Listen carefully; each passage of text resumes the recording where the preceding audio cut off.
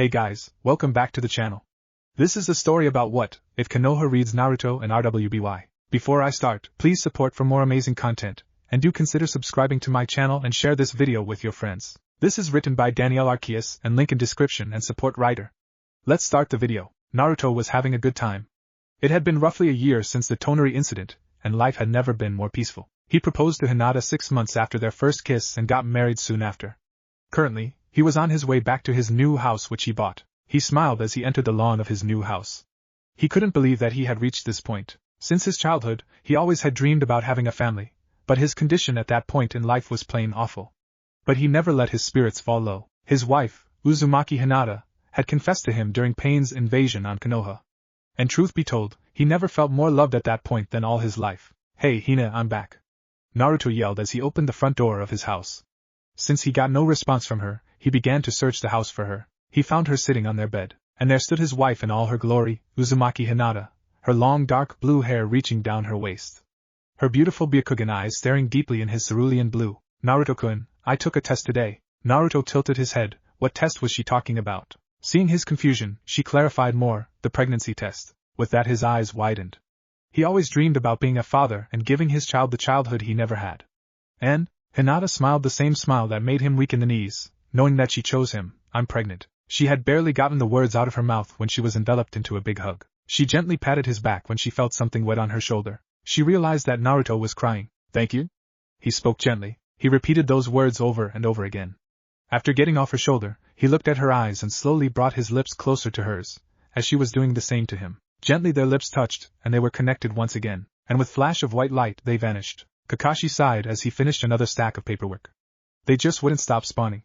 He would literally burn them to ashes, but he understood that that wouldn't work. He had tried once and that failed. On that day he learned that paperwork was stronger will of fire than he had. He got up from his desk as the door opened and his wife, Hatake Shizen, came in. After the war, Kakashi had gone to a bar along with every other jonin who had taken part in the Fourth Ninja War and had gotten drunk. Well, who wouldn't after fighting a man on par with the Shodaime, a primordial beast known as the JRWBY and a goddess? Not to mention that the whole thing was orchestrated by his supposed dead friend, Obito, even though he reformed in the end. And since Shizen had experience with dealing with drunk people, Tsunade cough, she had to help him back to his house. And on the way he spoke his mind, and Shizen blushed, since all his thoughts compromised of her being beautiful. And so to speak, after he sobered up, they had gone on a date, where she was the first person to see his face after who knows how many years. Well, anyway, back to the topic at hand. His wife came in, carrying a large stack of paperwork. "Oh, come on," he cried comically. Now, don't fret, dear husband, this is the final stack, and you can rest easily," she told him, setting the huge paperwork down. "But I barely spend time with you anymore," he whined. Shizen blushed. There was it again. Kakashi somehow always said things unknowingly sweet. "If you work quickly you will get a present," she hinted and gave him some motivation. Kakashi's eyes glinted as his hands began to move at phenomenal speed, and with a flash both of them disappeared in a flash of white. Team RWBY and JNPR were having a day off. It had been a few weeks since the grim attack on Beacon. Their efforts were well paid when Ashbin announced that they had a week off. Blake was doing her usual, sitting in a corner and reading her Ninjas of Love, while Ruby was reading a magazine about weapons, being the nerd she was. Yang, on the other hand, was checking some movies she had rented, with all of them being safe for Ruby. "How about that one?" Weiss commented. "Already seen that one, not interesting," Yang replied.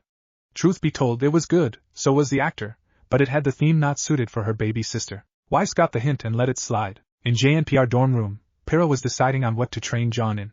John was reading his collection of comics while Nora was busy eating pancakes. Ren was sitting in the corner, wondering if there was anyone sane left in the world. In a flash of white, they all disappeared. In a room, a figure sat alone. His messy long hair was black, reaching the top of his shoulders. His dark brown eyes were calculating and calm. He wore a black jacket, cause he was fucking shivering. He stood up and turned off the air conditioner someone had left open. Yep, there would be hell to pay for whoever did that. His plan was going perfectly. He was going to bring some people to his personal dimension. "Honey, when are you going to leave that basement?" his mom yelled. "Your dinner is getting cold," he sighed, losing his aura of mystery. "Just a few hours, Mom, I am doing something very important," he replied. "Well, you better not do something you did to our neighbor. He still screams whenever he sees me or you."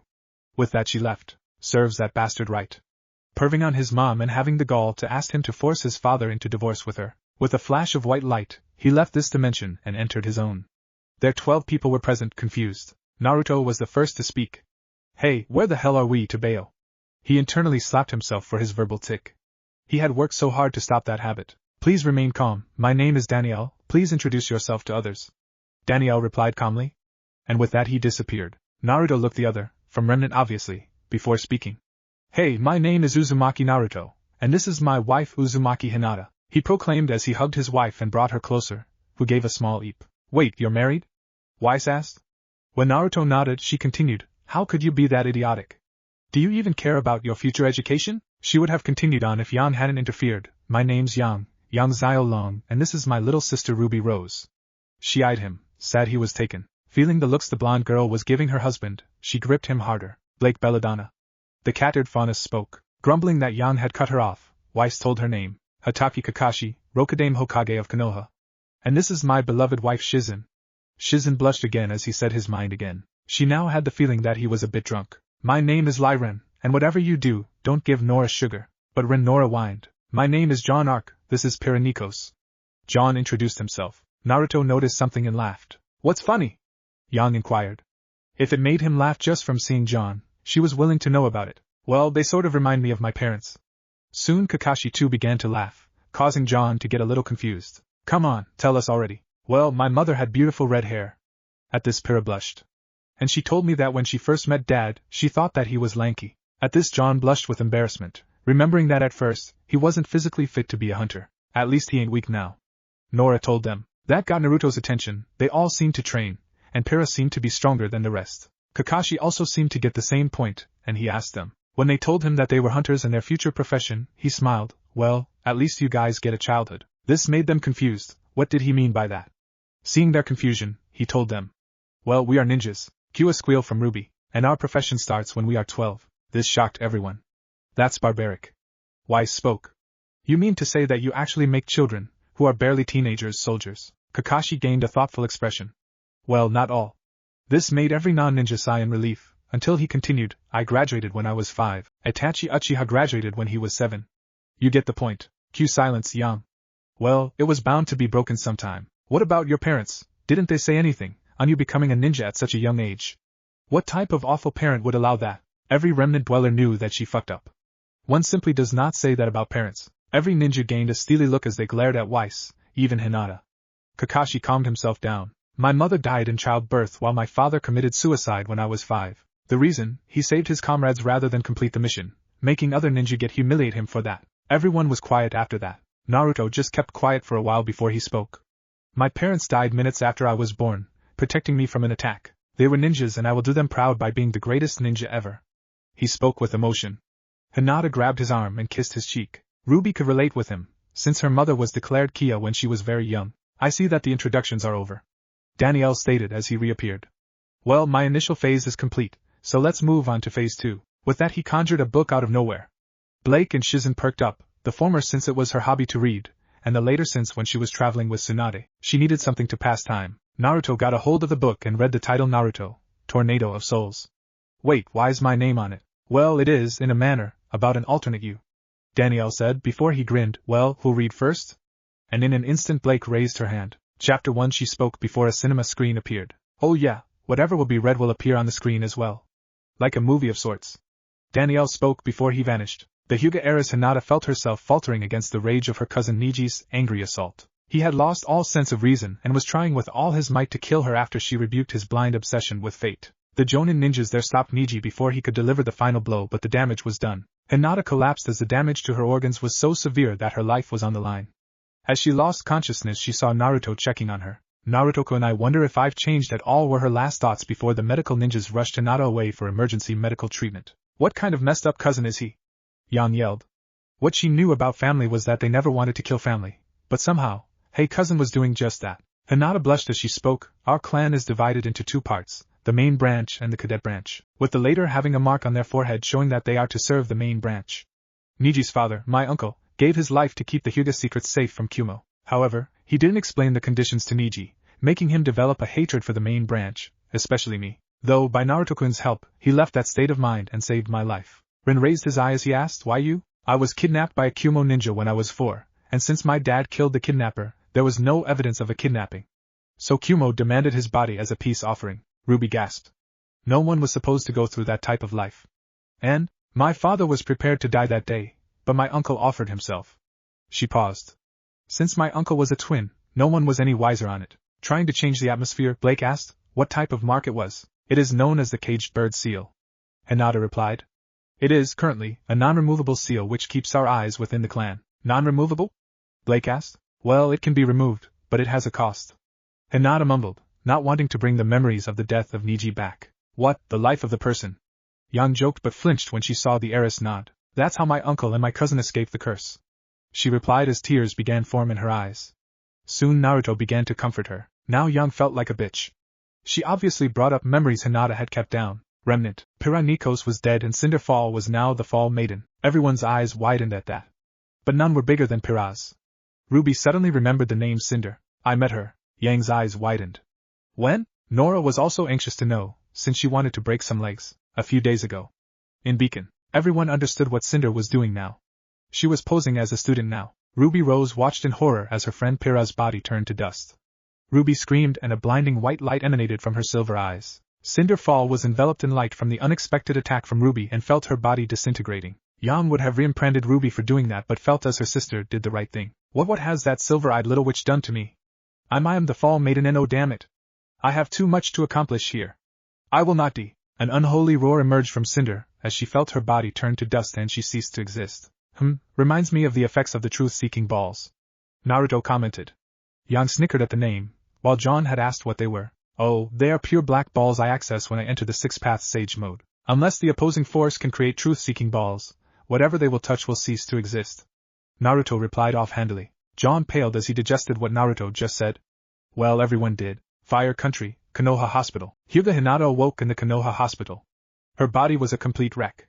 She blearily faded in and out of consciousness, and saw her body in the bed below her. All she was now was a fading spirit. Hinata knew she was dying as the heart monitor flatlined. Naruto pulled Hinata closer towards him, hoping that this would pass soon. Pyra understood Hinata's feeling, whose lips were trembling. Seeing or learning that they died was a bit tough on the mind and heart. However, Pyra smiled as she saw Naruto comforting Hinata. Hinata's eyes focused upwards on a beautiful black-haired woman with amber eyes that seemed to be made of flame. Cinder Fall stared downwards at a pretty girl with pearl-like lavender eyes and porcelain skin. They both floated there feeling desperate, angry and betrayed. It wasn't supposed to happen this way. I refused to give up. Naruto smiled as he remembered when Hinata told him about her Nindo. He also chuckled inwardly. If that wasn't a hint towards her feeling, nothing else was. They both thought as they touched each other's ethereal hands and their souls began to surge violently and unwillingly. Their energy clashed and dissimilar powers arced between them. In the strange vortex both young women felt fear and a rush of excitement as their souls became one. The last thought they had as individuals was, yes, with this power I will live. After that all went black. Hinata didn't like the strange look her other was giving. Wait, if Cinder came to your world, does that mean that Pyra did as well? Blake asked. Probably. It would seem unfair for only Cinder to get another chance at life. The Rokudame replied. The heart monitor steadied out and Hyuga Hinata's temperature had fallen back to normal. The doctor on hand said the gods must have been on her side the last 2 hours. I've never seen anything like this. Hinata-sama's temperature and blood pressure was so high that she should have died from that alone. All the other readings have me completely baffled. We can only hope she didn't suffer any sort of brain damage. All the other changes have returned to normal. A medic reported. All of our medical scans show that everything is normal, but we'll have to watch for lingering effects. If these scans are accurate, her body is actually healing at an accelerated rate. She also now has that black symbol on her back with a heart shape in the middle, said another nurse. I'd mistake it for a tattoo, but it appeared on its own. I didn't know that Hinata was interested in tattoos. Kakashi and Shizen teased Hinata, who blushed. What they didn't know was that Hinata had a tattoo on her, more private areas, which she used the jutsu for, of the Uzumaki clan symbol. Ren, I want a tattoo also, like a pancake. You can get one too, maybe like a sloth. Nora ranted on. Hey Mr. Scarecrow, do you know what sound a sloth makes? Ren performed a perfect facepalm no jutsu, while everyone gave a WTF look. When Kakashi answered, a baby sloth sounds like a human baby cry. A full-grown sloth gets a deeper voice. Dr. Kansai nodded. Keep her carefully monitored, especially that enzyme reaction that seems tied to her healing. I'm going to inform the Hokage about that tribal emblem on her back. It's not something we can deal with medically. Have we heard anything from the Hyuga clan? Hinata-sama is their clan heiress after all. One of the other nurses shook her head sadly. Hayashi-sama is too busy with clan matters and is unavailable. What a cold man. The Dr. Kansai growled. He can't be bothered when his own daughter's life is on the line? That son of a bitch. Hinata frowned as she heard that. She knew her father was a busy man. He still cared a lot for her. What a cold-hearted man. Pyra commented. Well, the truth is that Hiashi-sama was quite busy at the moment, and he also had a figure to uphold, to fool the Hyuga clan elders, not showing any affection to Hinata. Naruto replied. John looked shocked. Why? Simple, if he did, then I would have been branded with the caged bird seal. With that said, everyone was shocked at the steps her father was taking to protect her. Hyuga Hinata's Mindscape. A young woman with porcelain skin and indigo hair was staring into a pool of water. Her pearl-like eyes held an edge, a spark of anger and determination quite unlike Hyuga Hinata. The reflection in the water faded back and forth between the image of Hyuga Hinata and that of Cinder Fall. It seems that I'm both Hyuga Hinata and Cinder Fall now, said the young woman clinically. She smiled coldly as her Byakugan eyes turned to flame and her hands became aglow with fire. Yes, this will do quite nicely. Dust, who needs it? I have chakra now. My aura is sharp as a razor. Chakra? Wise asked the resident Jinchuriki, after one lengthy explanation of chakra and aura and their differences. So aura is a more defensive and more rigid form of chakra. Kakashi summed up. Any questions? Yeah, what's the Byakugan thingy? Ruby asked. Well, it's my Kekai Genkai. Hinata started before she was interrupted. Kekai Genkai? Ruby asked again. The most accurate translation would be bloodline limit.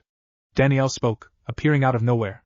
They are restricted to one clan and can take various forms. Pointing at Hinata, he spoke. The Byakugan is a Kekai Genkai which allows the user to see through opaque objects, gives them a full 360-degree vision, and they can see up to 5 kilometers away. Mature Byakugan also gives the user the ability to see 10 Kusta points, and the Byakugan is mixed with another type of special eye. It will give the person a newer and rarer eye, the Tensigan. Pointing at Kakashi, he had a transferred Sharingan, which had the ability to see chakra and copy jutsu. It can further evolve into its Mangekyo version, which was Ruby Sake, I'm not going to mention, since it can either be gained through hard work, or by another method. The Uzumaki clan have high life force, which is shared on consummation of marriage. They also have the ability to awaken the Rinnegan, a legendary eye if they are given the chakra on an Uchiha or an eye. With that explained, he disappeared, leaving the remnant dweller in shock of their abilities. I underestimated Niji's vile hatred of me.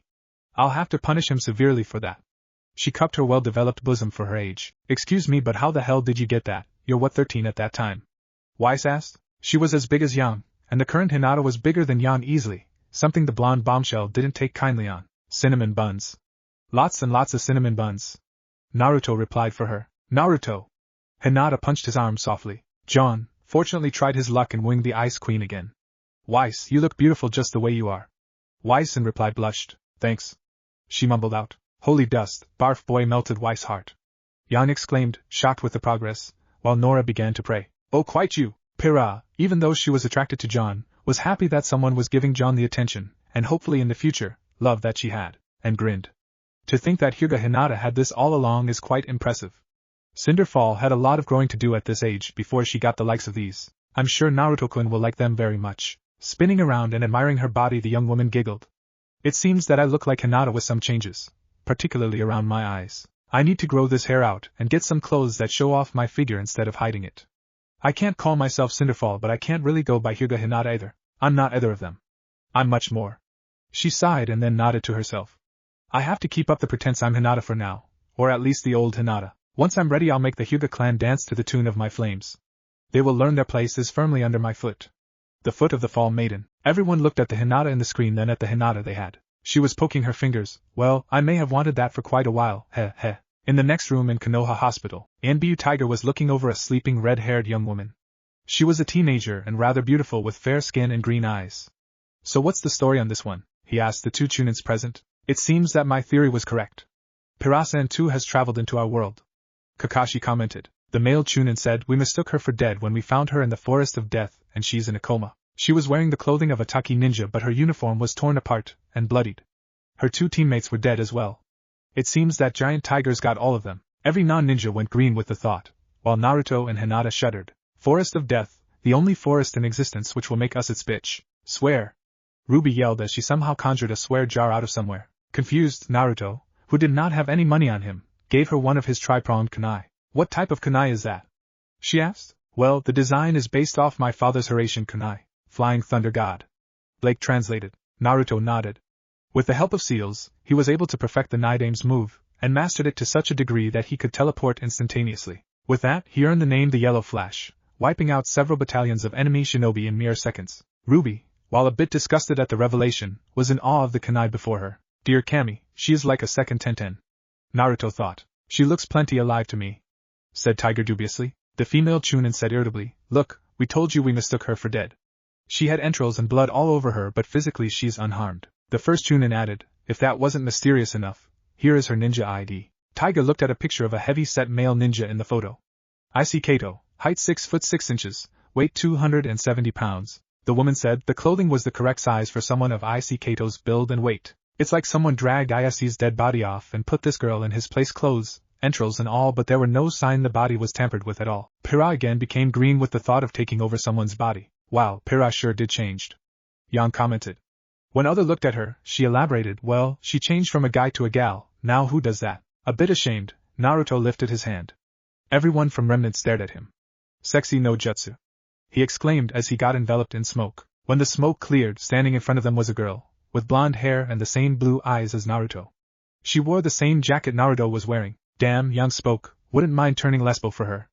Everyone blanched, while John was trying to hide his erection of seeing two stunning ladies go at it. Then we have no idea who she is, said Tiger. Precisely, said the two Chunins as one. Tiger shook his head. I guess we'll have to wait for her to wake up. The if she wakes up. Pyra Nikos, Mindscape. Pyra was sitting and staring at herself in a mirror-like wall. Okay, so I look a couple of years younger, and I'm speaking a different language like it's my own. Also, I have chakra instead of just my aura.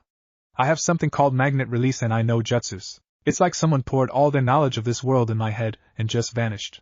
I know he was a male, but the guy was too weak to carry on and disappeared. He just gave up. All I remember him saying is, I leave it to you.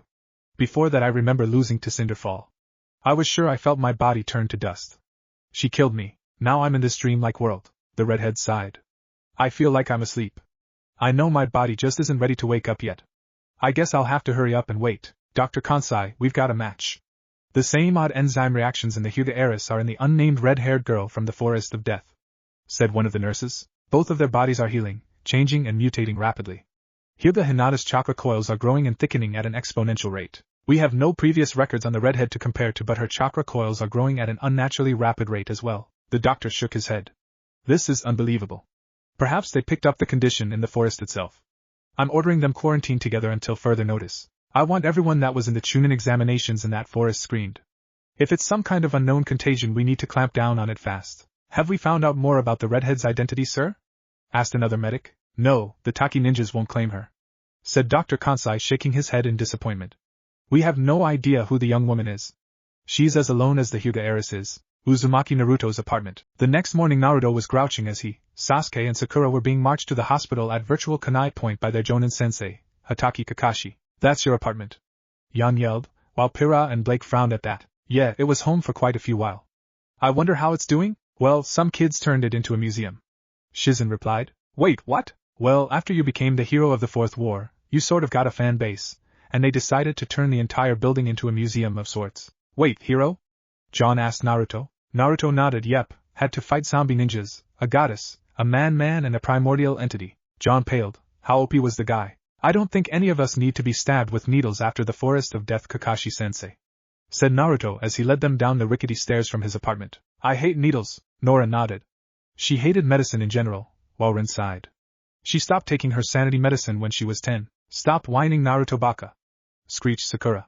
There was some kind of disease out there in Training Ground 44, and we need to be screened for it. I don't want to be sick even if you do. Blake winced as her better hearing caught all of that. How do you survive with her? The shinobi just looked unaffected by it. You get used to it, Hinata replied. HNNN muttered Sasuke. I wonder why it wasn't known about before. Kakashi just smiled. You all are being checked for it just in case. I'm being checked too. It may be something as mild as the flu. Just stay calm. Most of the Chunin exams participants had already been checked over by the time Team 7 arrived at the hospital. Konoha Hospital, intensive care. Various medical tests were being conducted on the still comatose Hinata and Pyra. These chakra patterns in their coils are consistent with someone using jutsus of various types, said an ANBU sensor codenamed Hawk. The Hyuga heiress is showing patterns of fire and lightning elements.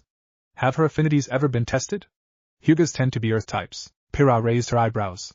Affinities? She asked. Well, we all have a certain chakra nature. I have lightning, Kakashi told the invincible girl as Nora perked up. More lightning buddies. Well, last I tested I was wind, but after the war, I have all the affinities. Naruto told them also. All of them? Weiss asked. Well, I have wind, fire, water, earth, lightning, lava, magnet, boil, yin release, yang release and yin yang release. Naruto listed off. If their eyes could get any wider, they could have fallen off. The information we have from her Jonin sensei Yuhi Kurinai is Hinata-sama has never been tested, but that doesn't mean the Hyugas themselves have never checked, answered a medic Neem. Find out from the Hyuga clan by ANBU authority. Hawk turned to her comrade Deer.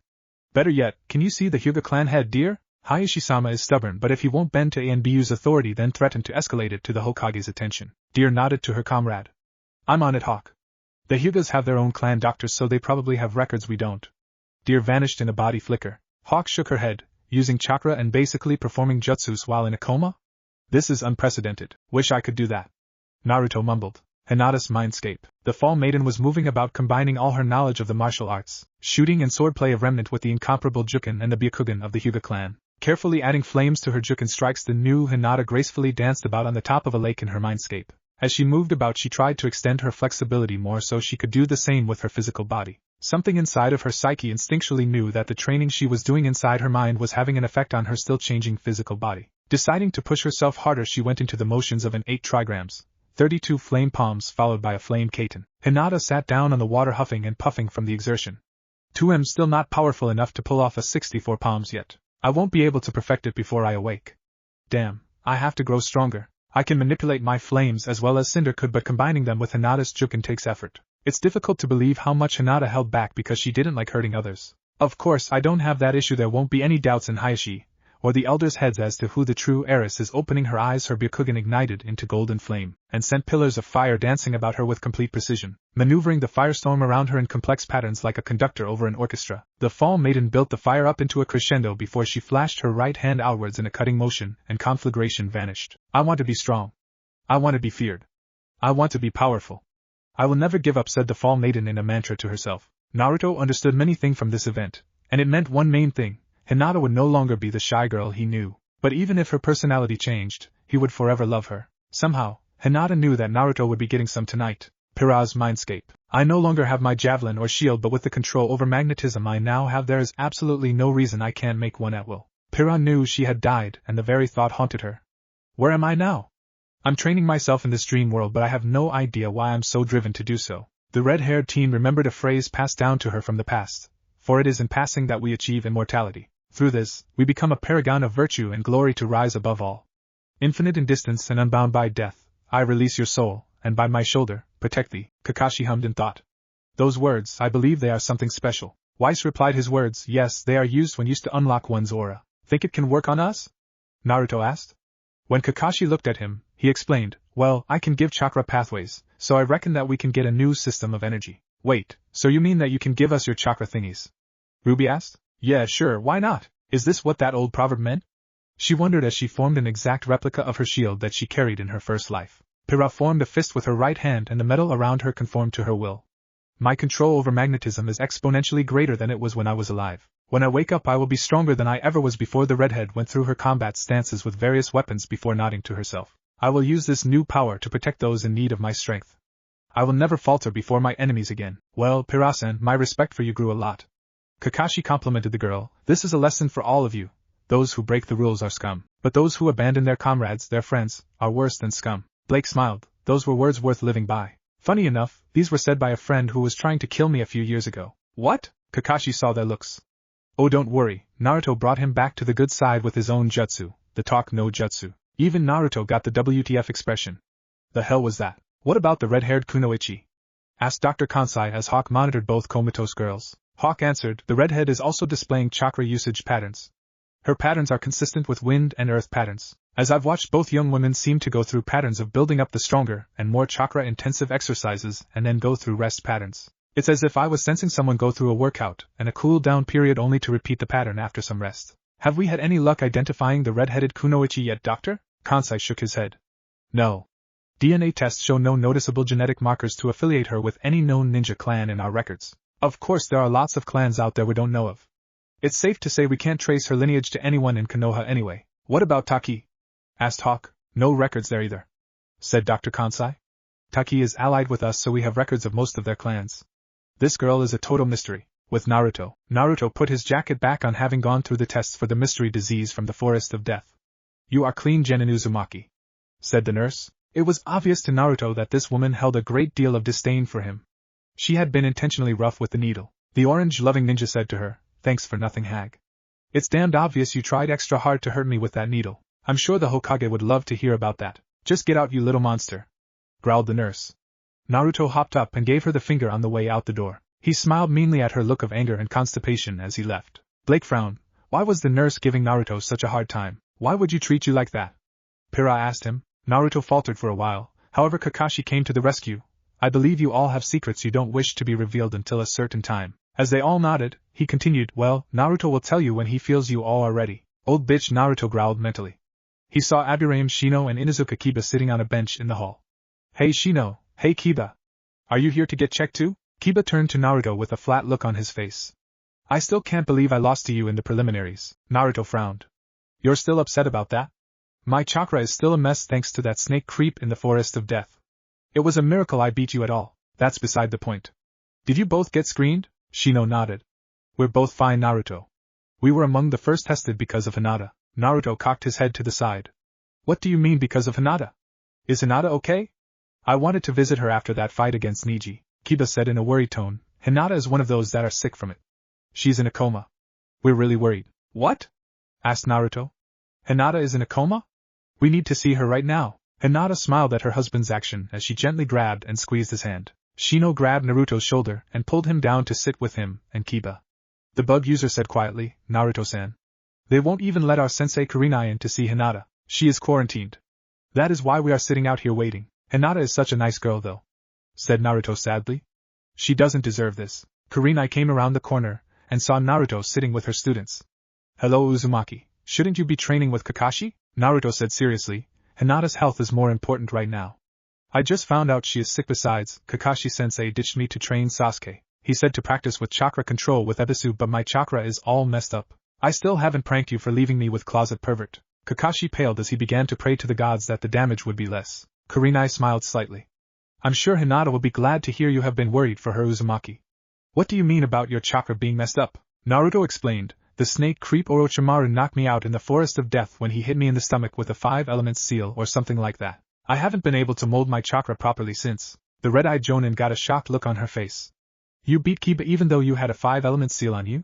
That's unbelievable. Naruto's chest swelled in pride, until Kakashi shot it down. You only won because you farted in his face. Everyone began to laugh. Seems like that was the fart of war, Yan joked, only to receive dull stares, and a glare from Nora. She would have thrown her pancake, which she got from somewhere, but then the pancake god would have been angry. Ibiki will have a field day with her jokes. Naruto told Kakashi. Who's Ibiki? Blake asked. Our torture and interrogation head. Kakashi replied. Hey, my jokes are not torturous. Their reaction says otherwise. What's unbelievable, sensei? Asked Kiba. Uzumaki's chakra flow is completely out of whack, Kiba, explained Kurenai. She turned to Naruto. The only person I can think of that can fix that is Hokage-sama or Jiraiya-sama. Who is this Jiraiya person, Kurenai-sensei? Asked Kiba. Shino shook his head. Jiraiya-sama is one of the 3 legendary Sanins, also known as the Toad Sage. Kurenai added in a cold tone. He's also a legendary pervert. All 3 boys suddenly got a sinking feeling. Kurenai turned back to Naruto. At any rate, you need to see Hokage-sama straight away, Uzumaki. We'll keep an eye on Hinata-chan while you get that taken care of. Naruto nodded and shot away to see the Hokage. Kiba sat there stewing and said, Kurenai-sensei, are you saying that Naruto beat me even though I had a huge advantage? Kurenai nodded. It seems I underestimated Uzumaki Naruto. He had a tremendous handicap when he fought you.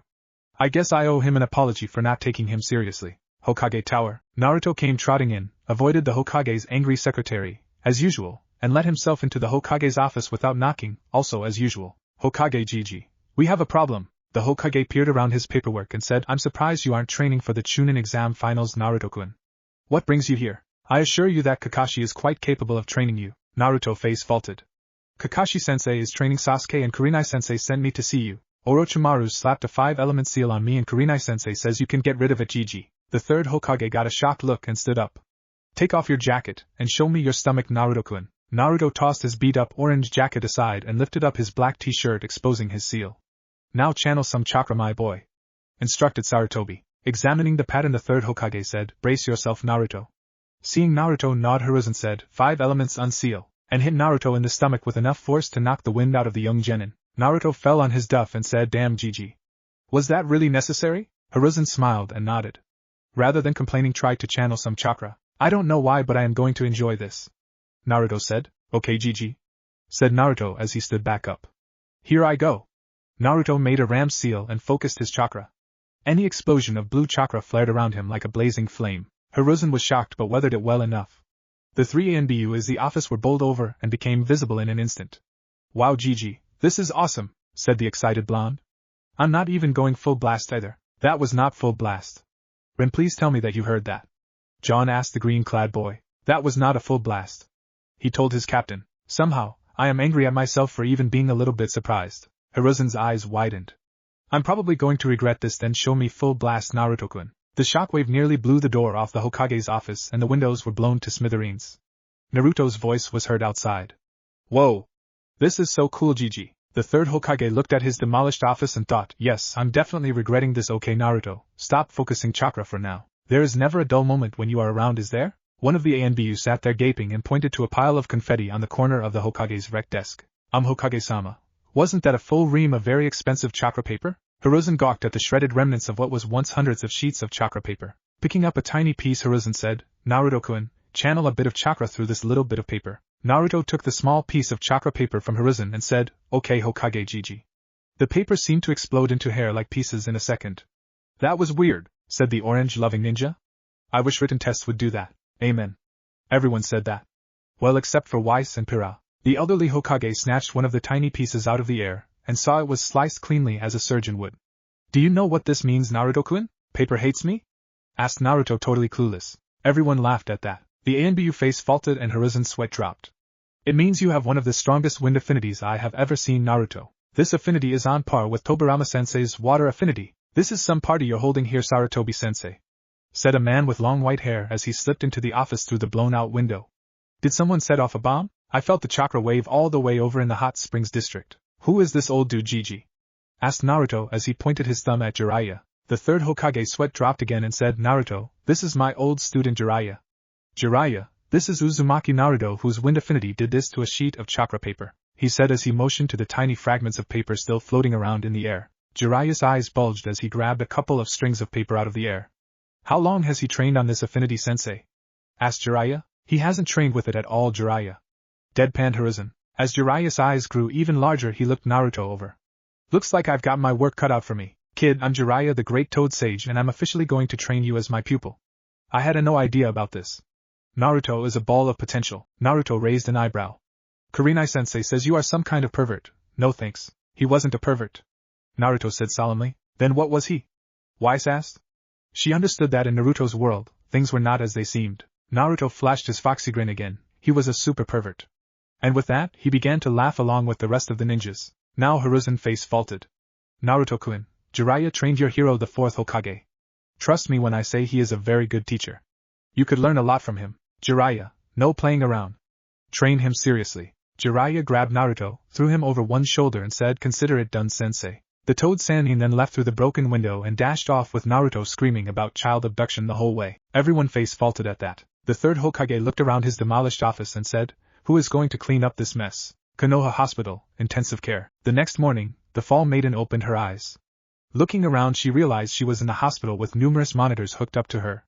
How long have I been asleep? She wondered. Raising her delicate hand, she made a fist and felt her power surge. This is good, I feel fine. My body is overflowing with energy. About that time a nurse came rushing in.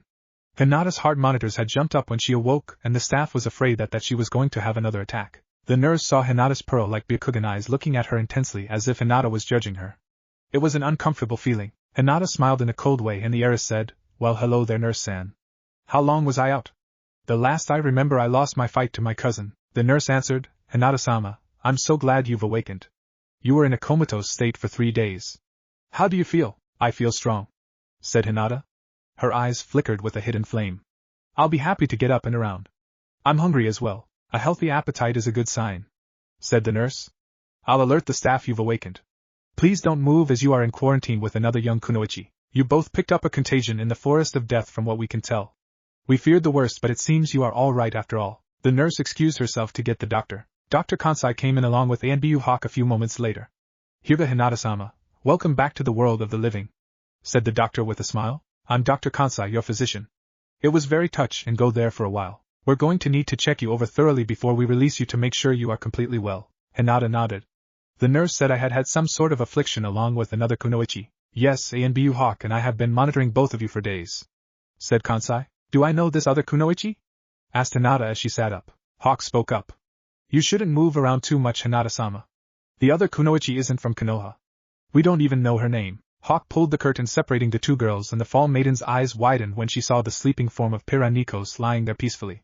Do you recognize her? Asked Hawk. Hinata pondered back and forth. It seems Ruby Rose somehow sent Pyra Nikos and Cinder Fall into another realm of existence. I'd murder Pyra, but I may need her. Besides, she may know things I don't. Hinata shrunk as her other thought that. She never liked killing. Pyra noticed this and tried to comfort her. Please don't worry, Hinata. I believe with the right conditions, we will become friends. Hinata turned back to Hawk. I think her name is Pyra, but I'm not 100% sure. I met her during the second stage of the Chunin exams at some point. I don't really recall who she was even affiliated with. It's a bit blurry, I'm afraid. There, that gives Pyra an identity, but she will be monitored by the ANBU. I suspect she must have combined with someone else as well, though I can't be sure.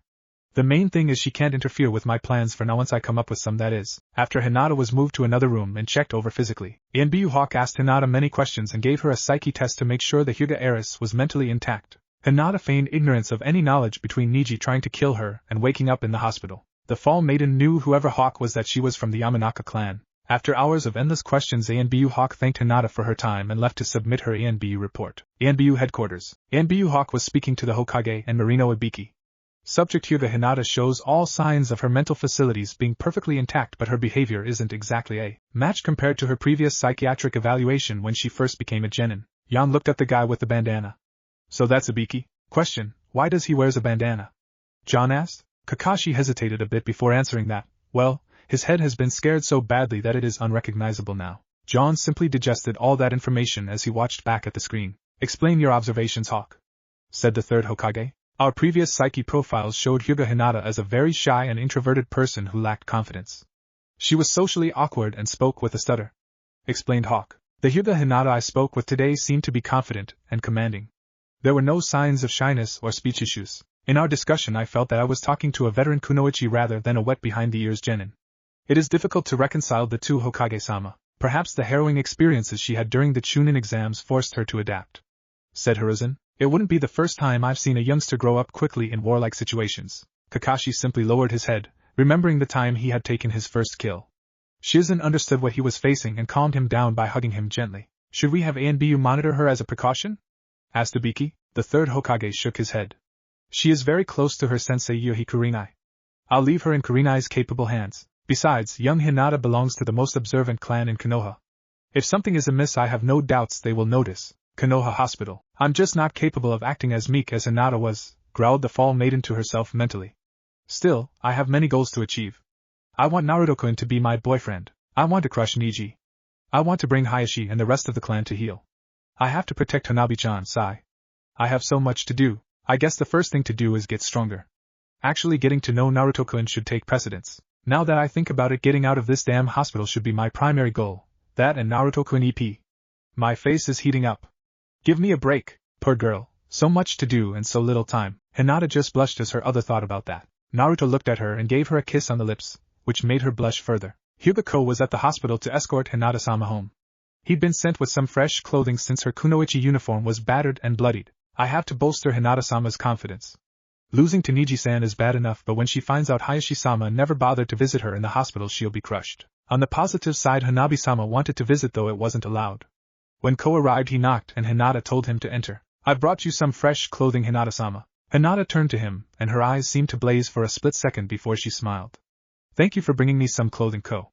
I'll change if you'll wait outside. Of course, Hinata-sama, said Ko as he bowed before exiting. Hinata got on her baggy clothes and thought to herself. Sigh, no wonder Naruto-kun never noticed Hinata. I suppose a shopping spree is in order. I may not be able to physically beat Hayashi at this point, but putting a dent in his finances will certainly teach him a lesson about giving me the cold shoulder. This will be a nice little present for dear old daddy. Exiting the room where she changed, Hinata said to Ko, unless you have orders otherwise from Hayashi-sama, I believe I'm in need of some new gear. It's been a long time since I overhauled my wardrobe. Ko said, I don't believe that would be an issue, Hinata-sama. Poor girl, she never treats herself to anything. Perhaps this will cheer her up a bit. Hinata smiled as she remembered her caretaker, who was always there for her, acting as an older brother of sorts. 3 hours later, Hinata was polishing of her fifth cinnamon bun, and was erotically her fingers clean of the frosting.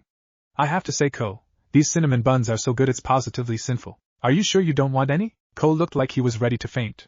He had a pile of heavy boxes with him full of women's clothing from formal wear all the way down to the raciest intimates. All men bowed their head to give respect to another male who got trapped in the female shopping servant. Oh.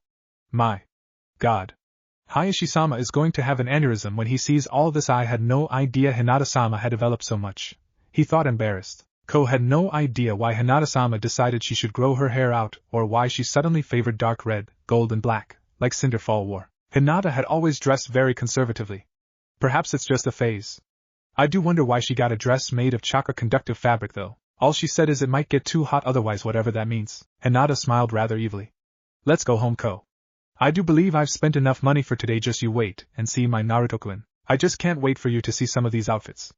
Giggling evilly, Hinata led her poor guardian Ko back to the Hyuga clan compound. Hinata made plans to buy same clothes for Naruto when they got back home.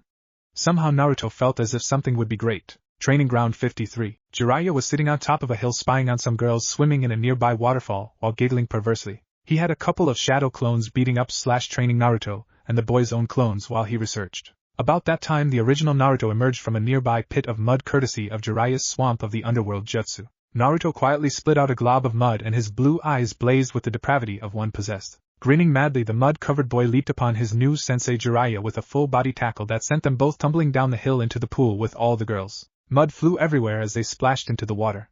Jiraiya emerged from the pool gasping for breath as the small swamp monster / Naruto gripped the Sanin's neck only to pull him down again while growling, "Welcome to hell, Ero Senin. It's time to die." Jiraiya screeched as Naruto bit him and yelled, "That hurt you, orange-wearing brat." The young lady screamed and ran as Jiraiya pleaded for them to come back before he got pulled under the water again. Naruto and Jiraiya were already bonding, it seemed. Naruto's eyes glazed as he remembered all the time he did that with the perverted sage. "Oh my, shouldn't you be helping him?" Pyra asked. "Nah, he'll be on his own 2 feet soon. It's like he developed high regeneration whenever women beat him." The orange-clad ninja told her, musing on how he got that. Konoha Hospital. Pyra Nikos opened her green eyes and saw she was in a hospital. "Where am I? Is this that Konoha place? I must be in a hospital of some type. Last I remember I was in the forest of death." A nurse came in a few minutes later as Pyra's elevated heartbeat indicated she might be waking up like Hinata did that morning. "Are you awake, young lady? Can you tell me your name?" asked the nurse. "I'm Pyra Nikos," answered the redhead. "I remember tigers and where am I now? I thought I died." "By some miracle you are alive, Pyra-san," said the nurse. "You were found near your dead teammates." Pyra's green eyes widened in confusion. Teammates? I had teammates? Who were they? The poor girl is in mental shock, thought the nurse. Not that I particularly blame her. You just stay put, Pyra-san. You've been in a coma for days. I'm going to get a doctor, okay? Pyra nodded. Okay, can I have some food? Certainly you can, Pyra-san. Just sit tight, said the nurse as she went to get a doctor. Sigh, this is going to be a bumpy ride, thought Pyra tiredly. I'll just stick with what little memories I have that belong to the dead ninja. My life and remnant has no bearing here. Pyra also had the same thought. Since she was known as the invincible girl here, she hoped that she could start new in Naruto's world. Daniel suddenly appeared. Well, that's the first chapter. You all should get some rest as we will continue this tomorrow. Turning towards Naruto and Hinata, he spoke. I think that Boruto would be a good name, an honor towards Niji's sacrifice. Turning towards Kakashi and Shizen, in my opinion, Natsu will be a good name. Turning towards the remnant dwellers, he spoke, well, you all will be able to travel to the elemental nations and vice versa after the whole reading is finished. And with that he disappeared. Naruto smiled as he got up from his new bed, seeing his wife smiling at him. They found out that they were going to be parents, and found out the fun way that there would be an addition to the Hatake name. Slowly he woke his wife as they had to get ready for the reading. They both got into their usual attire, and had breakfast. Naruto-kun, I want to set a betrothal engagement. And with that, Naruto started to choke on his cereal. Wait, what? He coughed out. Well, since Kakashi-sensei and Shizen-sensei have a baby girl, while apparently we're having a boy, I want them to be married to each other once they grow up. And with that she gave him a look that said that unless he didn't support her decision, he would have to sleep on the couch and get no ramen. So he did the obvious, he agreed. Unknown to Naruto, Shizen did the same to Kakashi, making it obvious that the plan was made by the two girls. Soon they all got to the same room where they were reading the story. This time Shizen started the book, not before giving Hinata a wink, indicating success on the plan. Fire Country, Konoha Hospital. Early in the morning Yamanaka Inoichi was performing a mind walk on the mysterious young woman Pyra Nikos. She'd been uncomfortable with the idea of having someone inside her head, who wouldn't be, but agreed to it anyway to prove she wasn't a threat or meant any harm to Konoha. The young red-haired girl really had no other place to go. Inoichi came out of his mind walk looking shocked and dazed. ANBU was there as well. Did you see anything, Inoichi-sama? She asked in a concerned voice. Wait, what does it mean, mind walk? John asked. Well, the Yamanaka clan has the ability to enter people's mind and hence see their memories. This is the reason why they are mostly employed in T&I, Hinata answered. Pyra wasn't sure how she felt on having someone taking a look inside her memories. Inoichi patted the arm of his clansman Yamanaka Seiko, otherwise known as Hawk. I'm alright, Hawk. I have to say that Nico-san is a unique case and honestly means no harm to Konoha. As unbelievable as it seems, I think her memories are from a reincarnation of her previous life. The memories that were far too complete and realistic for me to explain otherwise. Without violating patient-doctor confidentiality, I can safely say she has two sets of memories, and her memories of this life as a kunoichi have been 99% obliterated. Blake took the information in.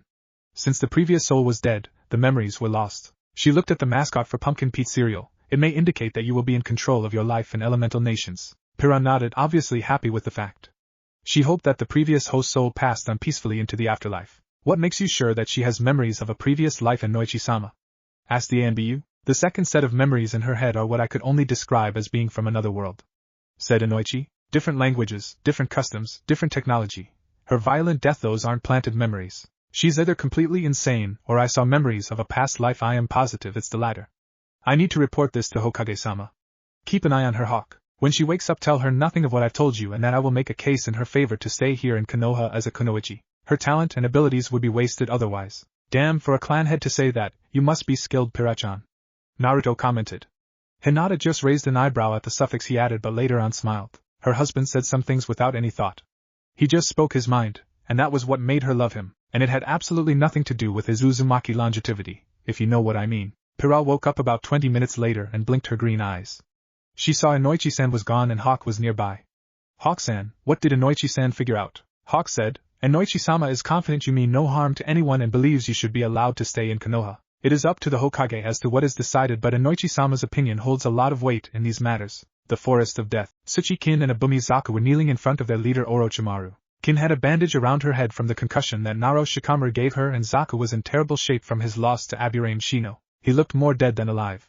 Orochimaru said, You two failed to advance in the Chunin exams. You failed me despite all the training and attention I lavished upon you. That guy reminds me of a bad comic book villain. John spoke up, noticing that the guy's eyes was snake-like. That guy is plain bad. Naruto told him. He is a Rouge ninja who attacked Konoha during the Chunin exams. He added with a shudder and proceeded to tell them about the experiments he did while he was in Konoha. So you mean to say that he experimented on 60 babies and only one survived? It wasn't a question, it was a statement from Yang. When Naruto nodded, Yang began to rant about what type of torture she would bring on him if she ever met her. Not to blow your bubble, but that guy is a Kage-level ninja, one of the strongest.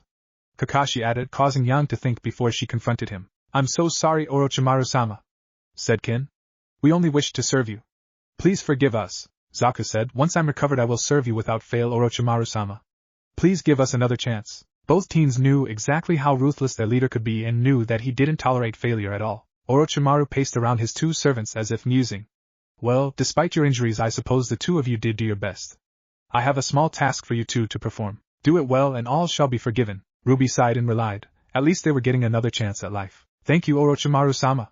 I promise I will succeed in this assignment, said Kin. We'll do our absolute best, Orochimaru-sama, added Zaku. Orochimaru smiled and said from behind them, I know you will serve me well until the very end. Both of them felt a sharp stinging pain in their necks and their bodies went numb.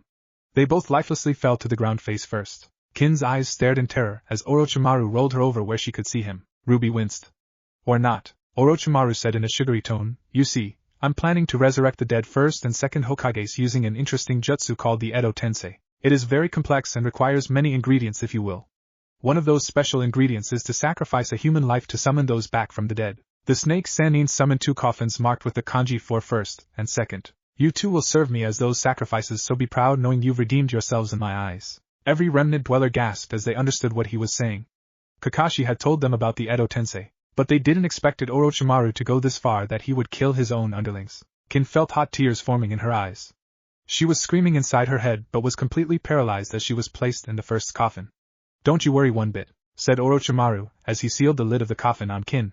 She heard his muffled voice say, you'll have plenty of time to reflect on your failures while you await your trip to the afterlife. Kin tried to scream but no sound came out. What have I done to deserve such treatment? I was loyal to Orochimaru-sama body and soul. I swear that somehow someway I will have revenge. The Odo Kunoichi knew no more as the coffin sank into the ground. Kakashi hummed as he thought that this would be an important factor in the story. Hyuga compound. Hyuga Hayashi apparently hadn't paid much attention to his eldest daughter, the so-called failure's return yesterday. Actually, he had been terribly concerned about her, and keeping up his pretense of disdain for her was tearing him up inside. Hayashi hadn't seen her since she returned, and Hinata seemed to be going out of her way to avoid him. The morning had been lonely and very pedestrian at best. Actually, the only thing out of the ordinary today was Elder Meijo's strange behavior. Hayashi detested the old woman. Actually, everyone in the clan detested the old woman. One of Meijo's hobbies was berating Hinata. The old witch was hateful as could be, but she wielded enough political power to upset the balance in the Hyuga main branch council. As a result, Hayashi had to remain respectful no matter how much he'd like to strangle her. Now the normally unshakable, evil old woman seemed to be afraid of her own shadow. Flashback. Yesterday afternoon, Hinata came home with her guardian Ko, and Elder Meijo took it upon herself to pay Hinata a visit. When she got to Hinata's room, she found the heiress was putting her new things away neatly in the low light of evening. The old woman said in a disgusted and condescending tone, Well, Hinata. I see you shamed the main house once again. How can you show your face after dragging the reputation of the main house through the mud as you have, bitch? Hinata mumbled, causing Naruto to get shocked at her saying a word he did not expect. It was true in her mind. Meijo had tried hard to make Naruto marry her granddaughter, but when that failed, she tried to make him get the Hyuga name, making him Hyuga Naruto. But with the help of the Hokage and some laws, that failed. The heiress wasn't facing Meijo, and she said, Elder Meijo-sama. How nice of you to come by and check upon my well-being. I'd love to chat for a while, but I'm afraid I have much to do. Perhaps we can visit later. Were you hit on the head, Hinata? Asked Meijo sarcastically. I think I misheard you. It sounded like you just dismissed me. The Fall Maiden tilted her head slightly and thought, though she wasn't looking at Meijo. Well, they do say that the hearing is the first thing to go after Alor, is it the mind? Oh well, no matter. Meijo slammed the door shut angrily behind her as she stormed into the room. How dare you, little bitch! You will treat me with the respect I deserve. Hinata moved in a blur behind the fuming elder and locked the door behind her. The Fall Maiden said, Respect? Very well, we'll have our little talk about respect right now. Her voice from behind Meijo had chilling edge that made the old woman's hair stand on end. When Meijo turned around, she saw Hinata had strategically placed herself between the door and Meijo, thus cutting off the exit. The heiress was standing in the shadow, but Meijo could make out there was a ghost of a smile on Hinata's beautiful face. Hinata's eyes lit up like flames and a pillar of fire ignited in her right hand. Meijo felt fear as the younger woman walked forward with a sway in her hips, and her face lit up almost demonically in the light and shadows from the fire in her right hand. Hinata shot her left hand out and gripped the old woman by the throat. The Fall Maiden's face was inches from Meijo's own, and her right hand was close enough to the old woman's for the elder to feel the searing heat. I think this is something we can both understand, Meijo-sama, said Hinata derisively. This is called power. As in, I have the power to end your pathetic existence, you walking archaeological dig. Power. As in, you have absolutely none in this situation. Hinata's smile widened as Meijo started to sweat and tremble. You are going to use your influence on the Hyuga Council to expressly do my bidding from now on, old woman. Hinata smiled evilly as she remembered the time when she got her position as clan heiress back, and when Meijo tried to make her marry her grandson and Naruto marry her granddaughter. Well, just so you know, her grandchildren can no longer have children. Naruto, meanwhile, whimpered as he too remembered that day when he saw the brutal side of Hinata. Needless to say, that night was the first time Hinata got to be the dominant one during sex. In the next 90 minutes, the Fall Maiden explained exactly how things were going to be from now on. Elder Meijo nearly collapsed in fear. I'm so glad we had this little chat, Elder Meijo, said the Hyuga heiress as showed the old woman to the door. You just remember to do as you are told. You don't ask questions, you don't think, you obey.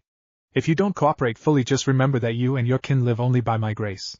Now go, my little puppet. Flashback end. Elder Meijo was terrified. Hinata-sama had explained in graphic detail exactly what would happen to her and her descendants if the old woman disobeyed in the slightest. The Fall Maiden made Meijo prostrate herself and swear absolute obedience upon pain of death of her great-grandchildren. Meijo hadn't felt so frightened in all her days. Pyra looked at Hinata, who smiled at her. I won't do a thing to her great-grandchildren. Pyra and other hunter-in-training sighed in relief, until Hinata added, cause she won't be having any. Everyone paled, except for Nora, cause she wanted to know how she did that. Konoha Hospital. Naruto showed up at the hospital around 10 in the morning in his new Built for Speed t-shirt, in black and orange of course, and went to the nurse's station. What do you mean Hinata-chan has been released? I thought she was in a coma. One of the nicer nurses that didn't hate Naruto said, This is a hospital, Uzumaki-san. Please quiet down. Your friend Hinata-sama woke up yesterday and was cleared to go home by yesterday afternoon. She is fine. The Kunoichi with her woke up too. Naruto smiled as he remembered all the time that nurse gave him treats and whatnot whenever he visited her. Oh, I guess I'll visit her at home then. I'm really glad she's okay. Thanks, Nurse-san. Then the orange prankster took off like a bat out of hell to see Hinata. The nurse shook her head as he vanished in an orange blur. I swear that boy is just incorrigible at times. Hyuga compound. The fall maiden was in a good mood. Last night she put Meijo in her proper place, and this morning she'd avoided Hayashi and got to spend some quality time with her little sister, Hanabi-chan. Now I can do my favorite pastimes talking Naruto-kun. She face-palmed. I mean going to see Naruto-kun, of course. I'll talk to him and see if he's training for the Chunin exam finals. I'm sure I can help him learn a few Juken moves to help him crush Niji into paste. Putting on some short black biker shorts and her new dark red and gold-trimmed battle dress, Hinata checked herself in the mirror before strapping on her weapons. I can't wait to see Naruto-kun. I hope he likes my new ninja outfit, she mentally squealed. Deciding to buy some of that Kunoichi shampoo that stimulated hair growth on the way home, the fall maiden set out to find the object of her affections and visit her teammates. Perhaps I should visit Pyra and Nikos today, thought Hinata as she walked out of the Hyuga compound. I could find out who she really is. She may be merged as I am. There really isn't any reason for us to be enemies now. She potentially would make a good ally or even a friend. Hinata smiled as her other was no longer thinking of killing the redhead hunter now. The fall maiden failed to notice every warm-blooded male in the Hyuga compound was drooling over her in her new attire. She also failed to notice the many girlfriends and wives smacking around their significant others for opening gawking at Hinata's amazing curves. Naruto grumbled. Even though that was happening in the book, he still was pissed at the other Hyugas. Hyuga compound 20 minutes later. A certain orange-wearing ninja stopped in to check on Hinata, having found she was released from the hospital. Coming up to the guards he asked, "Have you seen Hinata-chan?" "Boy, have we ever," said one guard with a blush and a giggle. Naruto remembered the face of that Hyuga guard, making a mental note to prank him. Hinata, on the other hand, giggled as she understood what Naruto was planning. The other guard smacked his partner and turned back to Naruto. "Hinata-sama left a while ago. What business do you have with our heiress Uzumaki-san?" he asked sternly. Naruto and other females nodded at that guard, thinking that at least he was professional. "She is my friend and I found out she was released from the hospital. I wanted to check on her and make sure that she is fine," answered Naruto in a concerned tone of voice. "Oh, she's more than fine," said the first guard, still blushing. That earned him another smack upside his head. Yep, he would get the Uzumaki special, Naruto decided. The Uzumaki special induced the fear of chickens and somehow donuts. When he first found the side effect, he just shrugged. "The more, the merrier." The second guard said, "We'll let her know you stopped by Uzumaki-san." Naruto smiled. "Okay. Please tell her I'm at training ground 53 in preparation for the Chunin exams if she has time." "Thanks." With that, Naruto vanished in a flash of orange. Hokage's office. Yamanaka Inoichi had just finished presenting his case for Pyra and Nikos, and the third Hokage was sitting back and puffing on his pipe. "I have to say, Inoichi, if it was anyone in your clan aside of yourself had presented such a report, I would have recommended they get their head examined. Reincarnation. Remembering previous lives? Has anyone in your clan stumbled across this sort of thing before?" "I'm going to study up on that a bit, Hokage-sama," said Inoichi. "There are at least 3 cases I remember of people having flashes of their previous lives, but this young lady remembers the entirety of her previous existence in excruciating detail, including her death. I'd like to do further studies, but frankly she realizes the memories are of another life, and she's worried we'll think she's insane." "So she doesn't consider herself insane?" asked the third Hokage. "One of the things we shinobi understand is that anything can happen," Kakashi told the hunters. "And what ninja isn't a bit insane?" he added, making them chuckle. "Yeah, Bachan likes to drink and gamble, even though she is terrible at it. And Sensei here likes to read porn in public," Naruto added, making all of the females, sans young, who wanted to know what porn he read, glare at him. "While Naruto suffers from PTSD. Shizen thought to herself. That was one of the first things she had checked Naruto for. Being barely 17 when having to fight in war was plain horrible. Inoichi shook his head. "Not in the slightest. She seems to believe that she has a second chance at living and wants to live her life. While she vividly remembers everything, Pyra-san also has the firm belief that her memories of her past life are just that, memories." Sarutobi asked, "Were you able to get a grasp of her personality?" The Yamanaka clan head shrugged. "I'd be proud to call her my own daughter. She's smart, brave, loyal and honest to a fault. In her former life she was a huntress of some sort, protecting her people from some kind of beasts. All in all, she's a very noble young lady." "Do you think she could cut it as a kunoichi here in Konoha?" asked Hiruzen. "Given she may possess the magnet release bloodline, it would be criminally negligent for her to not be a kunoichi," said Inoichi emphatically. "Don't you have that ability?" Pyra asked Naruto, who nodded. "Yeah, I can show you some tricks I can do with the magnet release." Naruto offered. "I can finally get the time to teach Hina the Rasengan." This made Kakashi pale. Hinata could rival Anko when she wanted to be sadistic, and giving her the Rasengan was a recipe for pain, pure unadulterated pain. The third Hokage chuckled. "Planning on trading in your daughter for a new one?" Inoichi laughed. "I wouldn't dream of it. But I believe Ino-chan could benefit from having Pyra as a friend. Pyra has her head on much straighter than Ino-chan, I'm ashamed to say." "Oh yeah, she was a fangirl," Naruto remembered. "Children can be a task."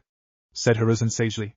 After lunch we'll go to see young Pyra-san and see if she would have any interest in becoming a Konoha kunoichi. Yuhi Kurenai's apartment. The Fall Maiden had checked Naruto's apartment, and was disappointed that he wasn't home. After scanning about with her Byakugan and not finding the object of her affections in range or at Ichiraku's ramen, she decided to drop in on her sensei Yuhi Kurenai. From what Ko had told Hinata, Kurenai and her teammates had both been at the hospital, and it made her happy inside knowing they cared for her so much. Knocking on the door, the Fall Maiden heard her sensei call out she was coming and waited patiently. Kurenai opened the door and said, "Hinata-chan, it's so good to see you. Where did you get that battle dress? Do you like it, sensei?" asked Hinata shyly. "I think it shows off my figure better than my baggy coat." Hinata reminded herself to get that dress, just for her beloved. Good lord!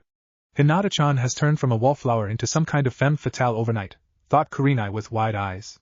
Come on in, Hinata-chan, do tell me where you got the idea for your new attire. Hinata had an enjoyable talk with her sensei, and poor Kurenai felt like her daughter figure had suddenly matured into woman from a little girl. Kurenai was dreading when Hayashi found out, because Hinata revealed some of her inspiration was because of Kurenai's red and white battle dress that looked like bandages. You did say sex appeal was one of a kunoichi's most powerful tools, sensei. I admire you and your friend Anko-san. You are both strong and beautiful.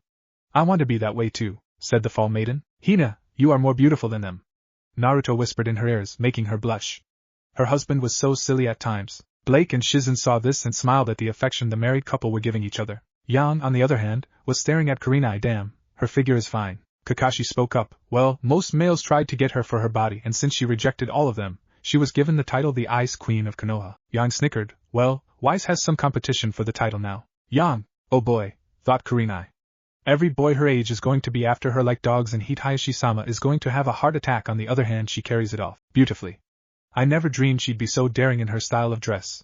Once she grows her hair out like she described, it might be too much for men to handle. I'll have to give her some guidance. The Fall Maiden was very excited when she found out Naruto-kun had come to check on her in the hospital. She promised herself to stop in and visit Kiba and Shino when she had the time. At any rate, Naruto-kun took precedence, but since Kurenai invited her to lunch, Hinata was able to enjoy a bit more bonding time with her sensei. Remnant. Blake Belladonna looked up at the frozen grim dragon atop Beacon Tower. The Faunus girl was distraught. Hey, it's the cat. Yang cheered. Naruto lifted an eyebrow when she said that.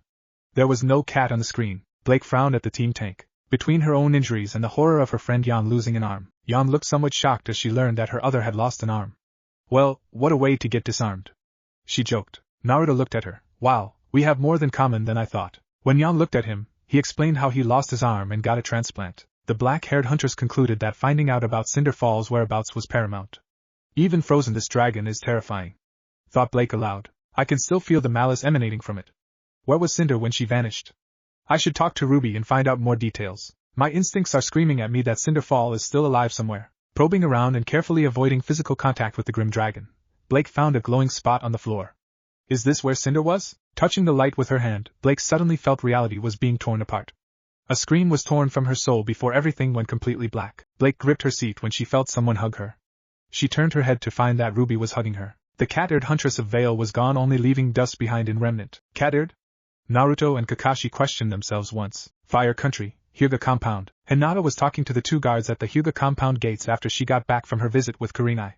So Uzumaki Naruto-kun stopped by to check on me? When was this? It was just after you left earlier, Hinata-sama, said the blushing guard. She smiled calculatively. I don't suppose he said he would be, did he? She asked. I believe Hayashi-sama wants to see you, Hinata-sama, said the straight-laced guard. He indicated you weren't given permission to be out so soon after getting out of the hospital. The Fall Maiden cupped his cheek and said softly, Hayashi-sama has no idea I was ever here. I think you two can keep a secret for your mistress, can't you? Naruto growled as Hinata shrank. He, however, reminded himself that this was the other Hinata, not the one with him. He grabbed her and lifted her and placed her on his lap as he hugged her. Both guards were melting now. Oh, of course, Hinata-sama, said the responsible guard. Yes, your wish is our command, my lady, said the blushing guard. Fools, it's your job to obey me, she thought darkly. Why don't you tell me where I might find Naruto-kun? I have important business with him. He told us that he would be at Training Ground 53, Hinata-sama, said the proper guard. She smiled and said, Very good, you two have served me well. Remember not a word to Hayashi-sama. She turned around and left with a soft sway in her hips that had both guards staring. Yan snickered as the other Hinata played those guards too well. I say you did the job too well. Wise complimented Hinata, who blushed red. Yamanaka Flower Shop. Yamanaka Ino was bored. Check that, Ino was bored to tears. Inoichi showed up soon with an attractive red-haired girl in tow. Hello Ino-chan, how is my princess today? asked Inoichi with a smile. Ino replied, I'm bored to death, Daddy. There is no business today and most of my friends are out training. Is that normal for her? Blake asked. Well, Ino had been a drama queen, Naruto stated as Hinata nodded along. Good. This works out perfectly, said Ino's father. Ino gave Inoichi a completely flat look and narrowed her blue eyes. It's good that I'm bored enough to hang myself. Rem lifted an eyebrow. He had no idea how much of a drama queen she was. Inoichi smiled and said, Pyra, this is my daughter Yamanaka Ino. I hope you two can become friends. Turning to Ino he said, Ino-chan, this is Pyra Nikos. She's an unaffiliated kunoichi that is about your age and wants to join Konoha. She's going to be staying with us in the spare bedroom per Hokage-sama for a little while. I have to talk to your mother and let her know the full situation. Ino's eyes had a look of shock as Inoichi dashed by to see her mom. She turned to Pyra and saw the green-eyed girl was smiling nervously. It's nice to meet you, Ino-san. I hope we get along well, said the redhead as she held out her hand. Now break her legs. Nora yelled. When everyone stared at her, she explained, well, that's what I do. She had a proud expression, while Rin face-bombed. Is this Naruto asked? Yes, this is normal. Unfortunately. Rin thought. Yeah. I do too, said Ino shaking hands with Pyra. So where do you come from originally? That's part of the reason I'm staying with you, explained Pyra. I was in the Chunin exams and suffered an injury that caused almost total memory loss. I don't know where I'm from exactly, and Hokage-sama and Inoichi-sama were gracious enough to allow me to stay in Konoha. After a probationary period I want to join the ninja forces as a genin. Your memories are totally gone and Daddy has confirmed it? Asked Ino. Seeing Pyra nod, Ino said, that's really terrible. I guess the best thing to do is move forward and make new friends and new memories. Smiling brightly, Ino said, welcome to Konoha, Pyra. She seems cheerful, at least. Pyra spoke. Trust me, she is optimistic. Hinata told her. Training Ground 53. Naruto had several clones working on the leaf-splitting exercise. The Toad Sannin was originally planning to teach Naruto how to access the Kyuubi's chakra, but after seeing the shocking level of wind affinity the orange-loving ninja had, Jiraiya had started the blonde on water walking and elemental manipulation instead. The white-haired man explained that his godson could use his shadow clones to train and speed up the process. When Naruto realized he received the memory of his shadow clones for training, he felt like a complete idiot for not noticing before. Jiraiya said about training Naruto in taijutsu, and planned to introduce him to both Toad summoning and the Rasengan. They were both Naruto's legacy after all. My dad was a Toad summoner, and was the creator of the Rasengan, Naruto explained when he got several looks from the hunters. Toads? Ruby asked. Some ninjas have a type of summon which they get. I summon toads, which I plan to give Hinata-chan as well, while Kakashi-sensei has the dog contract, Naruto explained to the red-themed girl. At the mention of dogs, her eyes widened as she dreamed of summoning Zwei whenever she wanted. As it was, Naruto was getting his taijutsu forms completely overhauled by Jiraiya. Speed and upper body strength were Jiraiya's main focus. As it turned out, Naruto's style was a completely unpredictable free form due to not having been taught properly at the academy. Thank you, Mizuki. At least there was some advantage from the sabotage, Naruto commented, making Kakashi wince. Even when he became his teacher, he never bothered to teach him a style. Rather than trying to teach Naruto the proper academy style from the ground up, Jiraiya decided to remain flexible and teach Naruto the proper way to perform punches and kick without wasting so much energy. Being a tactile learner, Naruto decided to give it his all and really learn. The more moves Jiraiya taught him, the more the boy incorporated into his bottomless bag of tricks. On the positive side, Naruto was learning by leaps and bounds, having a dedicated sensei, but on the downside, Naruto was going to be training from dusk till dawn, and had to eat healthy. Choking down vegetables and lean meats with no ramen was living hell for the orange-loving blonde. Let's take a break, Naruto, called Jiraiya. You have a visitor, said Jiraiya, pointing towards some bushes at the edge of the clearing. Eep, said the fall maiden. Damn it.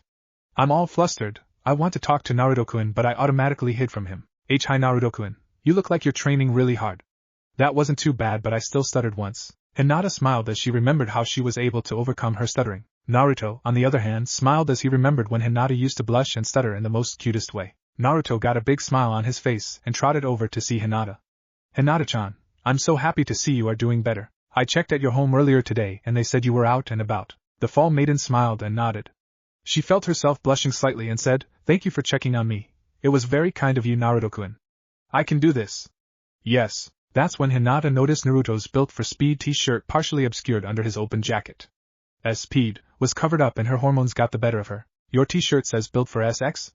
Hinata's nose exploded in a geyser of blood as her mind went from rated G all the way to triple X in 1.5 seconds. It seems little Miss Hinata's mind is perverted. Kakashi and Yan teased. As Hinata blushed, none were the wiser, as only Naruto remembered the types of foreplay they had and how her stamina was able to keep up with him. Naruto caught her frantically as she fainted dead away. Ero Sennin. I think Hinata-chan needs to go back to the hospital, She's in a coma again, lamented Naruto. Okay, even I'm not that dense. John yelled, while every hunter face-bound, even Nora. While Naruto was panicking, Jiraiya easily put 2 and 2 together. This little hottie has it bad for my godson. She's really well developed for her age. That Kunoichi uniform is devastating. He giggled perversely. I may as well help them out. Naruto, stop panicking. She's just a little lightheaded. Bring her over here and lean against the tree. After getting Naruto and Hinata arranged, Jiraiya said, You just hold her in your lap there with your arms around her like that until she wakes up. She'll be just fine. Naruto still looked worried and said, Are you sure she doesn't need to go to the hospital? Ma, don't worry Naruto, Jiraiya-sama knows what he is doing. Kakashi told the young blonde. There was a reason why I never took his advice concerning women. Naruto deadpanned. Jiraiya took a pontificating tone. Never question your master in the ways of women, Naruto. I am the first and foremost authority on babes. How old is she anyway? I'm pretty sure Hinata-chan is my age. We were in the same class in the academy, said Naruto, puzzled. Why do you ask? Just curious, said Jiraiya as he stifled a nosebleed. Naruto, you lucky boy. What a body she's got and a face to match. Just wait a few years. Jiraiya promptly started taking research notes. Naruto was about to scold Jiraiya, but Hinata started to stir. She opened her eyes and said dreamily, I'm being held by Naruto-kun. Then her eyes bugged out, realizing she was being held by Naruto-kun. Naruto's blue eyes widened as the Fall Maiden's eyes seemed to ignite for a second. Seeing he was so close to her, she roared in her mind, Seize the day, and she said, And Naruto-kun, I came to help you train against Neji. I know the Juken style well, so would you like me to help you learn how to counter it? How many thought she was going to kiss him? Yan asked. Everyone raised their hands. Naruto looked surprised. You want to help me, Hinata-chan? That would be really great, but I don't want you to strain yourself. You were hurt really bad. The Fall Maiden smiled. Naruto-kun is such a kind person. She said brightly, I won't strain myself, Naruto-kun. I just want to help you. Kurenai-sensei told me you made a blood oath against Neji to defeat him, and it made me really happy. Blood oath? Ruby asked, as Kakashi's eyes widened. They're a promise which once made must be kept. Kakashi told the girl, planning on giving his orange-clad student a class on what types of promises he made, and if they don't? Kakashi paused for a moment, considering whether he should explain this or not. They die. Kakashi finally told her, as she began to pale. The boy already is winning hearts of the maidens by being the hero, thought Jiraiya. Your old man would be proud, Naruto. Well, I think that would be a fine idea, Naruto. Your name is Hinata, Miss Hyuga? Yes, I am Hyuga Hinata, sir. I want to help Naruto-kun if I can, said the Fall Maiden, Hayashi's eldest, the heiress of the Hyuga clan, thought the Toad Sage. I'm Jiraiya of the Sannin, my dear. I think having a Juken practitioner here would be a huge help. Just remember the secret techniques of your clan should remain secrets. You are Jiraiya-sama of the legendary Sannin? She asked. Seeing Jiraiya nod, she said to Naruto, This is wonderful, Naruto-kun. You've found a great sensei, even if he is a total pervert from what Kurenai-sensei said in the past. Are you still feeling light-headed, Hinata-chan? Asked Naruto. The Fall Maiden shook her head, gathered her courage and gave the orange-loving ninja a small hug. I'm just fine now, Naruto-kun. Naruto gave her a big smile that made her blush slightly. I'm so glad, Hinata-chan. Let's train together. The Forest of Death. A coffin with the kanji for first burst to the surface of the forest floor, spilling blood and earth all over in the most unnatural of ways. A beautiful girl with cat ears exploded out of the coffin.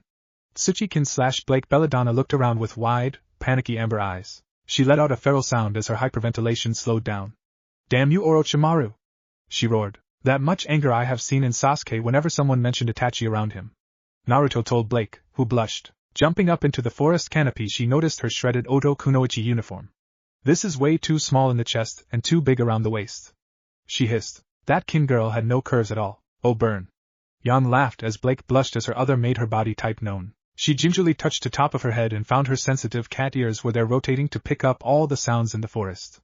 Looks like I'm a faunus like Blake was, so that's what she meant by cat ears. Naruto spoke. Blake froze for a second as she looked at the ninjas, hoping that they would not discriminate. To her surprise, this is what she heard. Having 2 sets of ears must be useful. They look so cute. Kawaii. Needless to say, Blake was happy that they reacted normally. Kakashi noticed this and smiled. Well, the case is, as ninjas, this is the least crazy thing we have seen. At this every ninja nodded. Soon finding a pool to see her reflection in, the cat-eared girl washed the blood and mud off of her body. However, I formed inside that damned coffin was so violent that I'm covered in blood. The wounds are healed, but it looks like I was flogged from the stains on my clothes. Kin and Blake tried to destroy each other's existence. Neither would let the other live. I guess I'm the result. Too need to calm down. Kin went insane from sensory deprivation. How long was I down there in the darkness?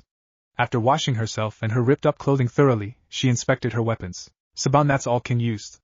I need a Kusarigama or at least a katana to defend myself. My body and appearance seem to take after Blake, but I'm younger than she was like kin. I'm so full of rage Orochimaru has to pay. But how? That snake monster wouldn't know who I am. Don't either actually. What should I do? Think she'll match up to Hanzo? Naruto asked Kakashi. Heck no, that guy was able to handle the 3 Sanins at their prime. He answered. Who's Hanzo? Blake asked, hoping to get information on another Kusarigama user. He used to be the strongest shinobi until his death. Kakashi told them. And who's the strongest now? Ruby asked. Her eyes widened. Kakashi pointed towards Naruto, as did other hunters. The new Faunus girl thought to herself, maybe the Hokage could give me amnesty in exchange for information on the Sand/Sand Alliance. I have to get into Konoha village and out of this forest. What should I call myself? Tsuchi Blakeite's not very original, but it sort of fits. The new Blake started down the path back to Konoha with thoughts of vengeance in her mind. Omake, what's that? Naruto asked. Usually a non-canon feature added to a story, sometimes for gag relief. The feline Faunus explained the Kyuubi Jinchuriki. Naruto was about to scold Jiraiya, but Hinata started to stir. She opened her eyes and said dreamily, I'm being held by Naruto-kun. Then her eyes bugged out, realizing she was being held by Naruto. Naruto's blue eyes widened as the Fall Maiden's eyes seemed to ignite. Seeing his mouth so close to hers, she roared in her mind, seize the day, as she gripped Naruto's face and planted a soul-searing kiss on his lips. Oh my! Pyra commented as she covered John's eye, something Yang did with Ruby. Naruto just blushed at the image. Naruto felt the heat rising as his blood began to rush through his veins and he gave into to her erotic ministrations. He felt Hinata's tongue invade his mouth, and he forgot the world existed around him. His hazy mind was totally gone after a long while. The two broke for air, panting with a ribbon of saliva strung between their lips. The incredibly sultry look in her eyes drew Naruto in as she whispered seductively, The smell of your flesh excites me. Naruto-kun. Naruto was about to go for it all when he heard perverse giggling of a certain Sannin. Jiraiya clicked his stopwatch and said in approval, 17 minutes and 23 seconds. I'm so proud of you, my apprentice. And she's such a babe too. Wiping a tear from his eye, Jiraiya said, I take it you're both feeling better? 17 minutes? Yan asked, shocked. She looked at the married couple. Well, ours is 30.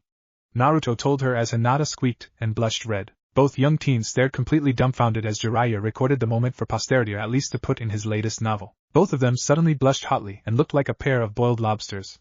Everything was silent until Jiraiya finished scribbling down his notes. The legendary super pervert then made a mistake and said, giggling, By all means carry on. The hill on training ground 53 exploded. A perverted scream cried out, and then all was silent. What happened? Ruby said, as she got free from Yang's grip. Seeing that the action was over, Pyra also released John. Konoha Hot Springs District, Amiguriyama Sweets Shop. The Fall Maiden and Naruto were sitting together bashfully as they ate ice cream together. That was such a cool fire jutsu you used, Hinata-chan. I didn't know you knew those. It was twice as effective because of that massive wind jutsu you used, Naruto-kun, answered Hinata shyly. Who was that old guy anyway? Naruto smiled. He was just some random old coot that showed up yesterday, no one important. Jiraiya-sama would be heartbroken over that, Naruto. Kakashi said. What would you do if that was you? Naruto asked him, causing Kakashi to get quiet. Training ground 53. The smoldering remains of Jiraiya bobbed to the surface of the small lake by the waterfall at the bottom of the hill. All the girls swimming there thought it was a meteor strike when he landed, and then they really panicked when they thought it was a dead body floating in the water. Jiraiya weakly pulled himself over to the shore. He said as he coughed up some smoke, that firestorm must have been an S-class collaboration jutsu. I think I'm going to just lie down here and take a nap and maybe die. Oh, make end. Dear that was deadly. Are you sure he's okay? Pyra asked the hero of the Fourth War. Meh, he'll be okay. Naruto told her.